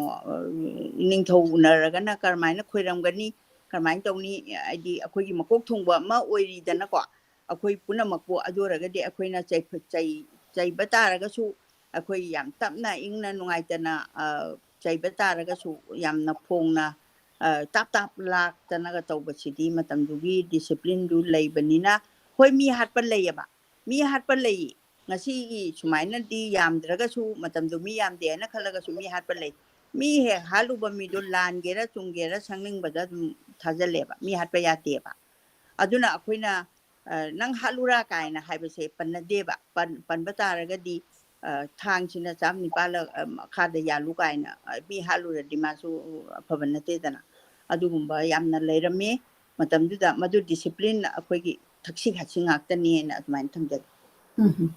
dagi loisilak pasida akoigi comment khara lokhachage Michael Singh na offline da ojana pathok pa lairik tabada yamna nungai ba phaujai offline da taba akoigi listening bu thagachari comment khudingmak akoina respond tawjadraga su pajai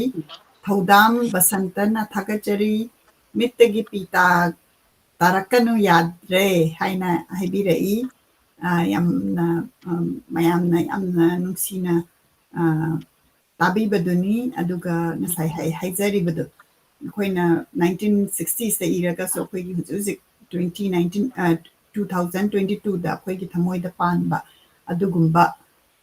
ꯅꯣꯚꯦꯜꯅꯤ. ꯑꯗꯨꯅ ꯑꯩ ꯏꯁꯥꯃꯛꯁꯨ ꯂꯥꯁ ꯀꯩꯅꯣꯗ ꯂꯣꯏꯁꯟꯒꯗꯕꯅꯦꯕ ꯅꯣꯚꯦꯜꯁꯦ. ꯑꯗꯣ ꯑꯩ ꯏꯃꯣꯁꯟꯁꯦ ꯋꯥꯡꯃꯟꯈꯤꯗꯅ ꯑꯩꯁꯦ ꯌꯥꯝ ꯋꯥꯅ ꯄꯥꯗꯣꯔꯕ. ꯑꯗꯨꯒ ꯇꯥꯕ ꯄꯨꯝꯅꯃꯛꯅꯁꯨ ꯇꯥꯔꯤꯕ ꯄꯨꯝꯅꯃꯛꯅꯁꯨ ꯑꯃꯨꯛ ꯅꯨꯡꯉꯥꯏꯔꯔꯣꯏꯗꯣꯏꯕ. ꯑꯩ ꯏꯇꯣꯝꯗ ꯈꯜꯂꯀꯥꯟꯗ ꯑꯩꯅ ꯉꯁꯤ ꯂꯣꯏꯁꯟꯖꯕꯅꯤ. ꯀꯣꯟꯅ ꯑꯃꯨꯛ ꯋꯥꯈꯜꯒꯁꯦ ꯆꯦꯟꯖ ꯇꯧꯍꯜꯂꯀꯥꯟꯗ ꯌꯥꯝꯅ ꯑꯩꯈꯣꯏ ꯏꯁꯥꯁꯦ ꯂꯥꯏꯔꯤꯛꯁꯤꯗ ꯆꯪꯉꯀꯥꯟꯗ ꯉꯁꯥꯏꯒꯤ ꯂꯥꯏꯔꯤꯛ ꯏꯕ ꯃꯤ ꯑꯃꯅ ꯇ꯭ꯔꯦꯖꯦꯗꯤ ꯏꯔꯛꯄ ꯃꯇꯝꯗ ꯃꯤ ꯑꯃ ꯍꯥꯠꯇꯣꯔꯀꯥꯟꯗ ꯃꯥ ꯃꯤ ꯍꯥꯠꯄ ꯆꯞ ꯃꯥꯟꯅꯩ ꯍꯥꯏꯌꯦꯕ. ꯌꯥꯝ ꯋꯥꯏ ꯍꯥꯏꯕ. ꯑꯗꯣ ꯑꯩꯈꯣꯏꯅ ꯑꯄꯥꯕ ꯃꯤꯅ ꯑꯃꯨꯛ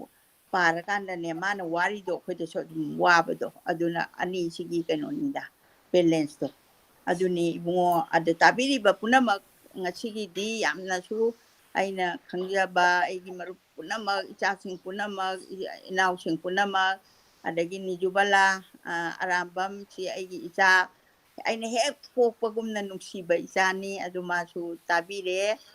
ꯇꯥꯔꯦ. ꯃꯔꯛ ꯃꯔꯛꯇ ꯑꯩ ꯅꯥꯔꯒ ꯃꯉꯣꯟꯗ ꯍꯤꯗꯥꯛ ꯍꯪꯉꯤꯕꯅꯤ. ꯑꯗꯒꯤ ꯑꯩ ꯅꯥꯔꯒꯁꯨ ꯃꯥꯅ ꯑꯩꯒꯤ ꯈꯨꯠ ꯃꯩ ꯆꯥꯛꯄꯗꯁꯨ ꯃꯥꯅ ꯗ꯭ꯔꯦꯁꯤꯡ ꯇꯧꯕꯒ ꯂꯥꯛꯏꯕꯅꯤ, ꯔꯟꯖꯨꯒ ꯃꯕꯥꯅꯤ. ꯑꯗꯨꯅ ꯍꯧꯖꯤꯛ ꯍꯧꯖꯤꯛꯁꯨ ꯃꯥ ꯌꯥꯎꯕ ꯐꯣꯇꯣ ꯌꯥꯝ ꯂꯩꯔꯝꯃꯦ. ꯀꯩꯅꯣ ꯑꯩ ꯍꯣꯁꯇꯦꯜ ꯇꯧꯔꯤꯉꯩꯗ 25 ꯏꯌꯔꯁꯦ ꯑꯩꯁꯦ ꯅꯨꯄꯤ ꯃꯆꯥꯁꯤꯡ ꯍꯣꯁꯇꯦꯜ ꯇꯧꯏ. ꯑꯗꯨꯒꯤ ꯃꯅꯨꯡꯗ ꯔꯟꯖꯨꯒ ꯑꯗꯨꯒ ꯅꯤꯖꯨꯕꯂꯥ ꯑꯔꯥꯝꯕꯝꯒꯁꯤ ꯌꯥꯝꯅ ꯒꯨꯗ ꯒꯔꯜ ꯑꯣꯏꯈꯤꯕꯅꯤ. ꯑꯗꯨꯅ ꯃꯣꯏ ꯍꯧꯖꯤꯛ ꯇꯣꯂꯣꯞꯀ ꯌꯥꯝ ꯆꯥꯗꯅ ꯗꯥꯛꯇꯔ ꯑꯆꯧꯕꯒ ꯑꯣꯏꯔꯕꯅꯤ. ꯊꯥꯒꯠꯆꯔꯤ. ꯑꯗꯨꯅ ꯉꯁꯤꯒꯤꯗꯤ ꯑꯩꯈꯣꯏ ꯄ꯭ꯔꯣꯒ꯭ꯔꯥꯝ ꯑꯁꯤ ꯂꯣꯏꯁꯤꯟꯖꯔꯒꯦ. ꯑꯗꯨꯒ ꯁꯨꯃꯥꯏꯅ ꯇꯧꯗꯅ ꯑꯩꯈꯣꯏꯅ ꯅꯣꯚꯦꯜ ꯑꯁꯤ ꯑꯩꯈꯣꯏꯅ ꯄꯥꯕꯁꯤ ꯄꯥꯔꯠ ꯈꯥꯏꯗꯣꯛꯑꯀꯥꯟꯗ ꯑꯗꯨꯝ ꯀꯇꯦ ꯀꯇꯦ ꯑꯃ ꯑꯩꯈꯣꯏꯗ ꯌꯥꯝꯅ ꯔꯤꯆ ꯅꯣꯂꯦꯖ ꯑꯣꯏꯔꯦ. ꯃꯁꯤꯒꯤꯗꯃꯛꯇ ꯄꯨꯝꯅꯃꯛꯄꯨ ꯇꯥꯕꯤꯕꯒꯤꯗꯃꯛꯇ ꯊꯥꯒꯠꯆꯔꯤ. ꯑꯗꯨꯒ ꯃꯊꯪꯗ ꯑꯃꯨꯛ ꯑꯅꯧꯕ ꯅꯣꯚꯦꯜ ꯏꯃꯥꯅ ꯀꯔꯝꯕ ꯄꯥꯏꯈꯠꯂꯛꯀꯗꯣꯏꯅꯣ ꯍꯥꯏꯕꯗꯨ ꯑꯩꯈꯣꯏ ꯉꯥꯏꯃꯤꯟꯅꯁꯤ. ꯑꯗꯨꯒ ꯑꯩꯈꯣꯏ ꯇꯥꯃꯤꯟꯅꯁꯤ. ꯄꯨꯝꯅꯃꯛꯄꯨ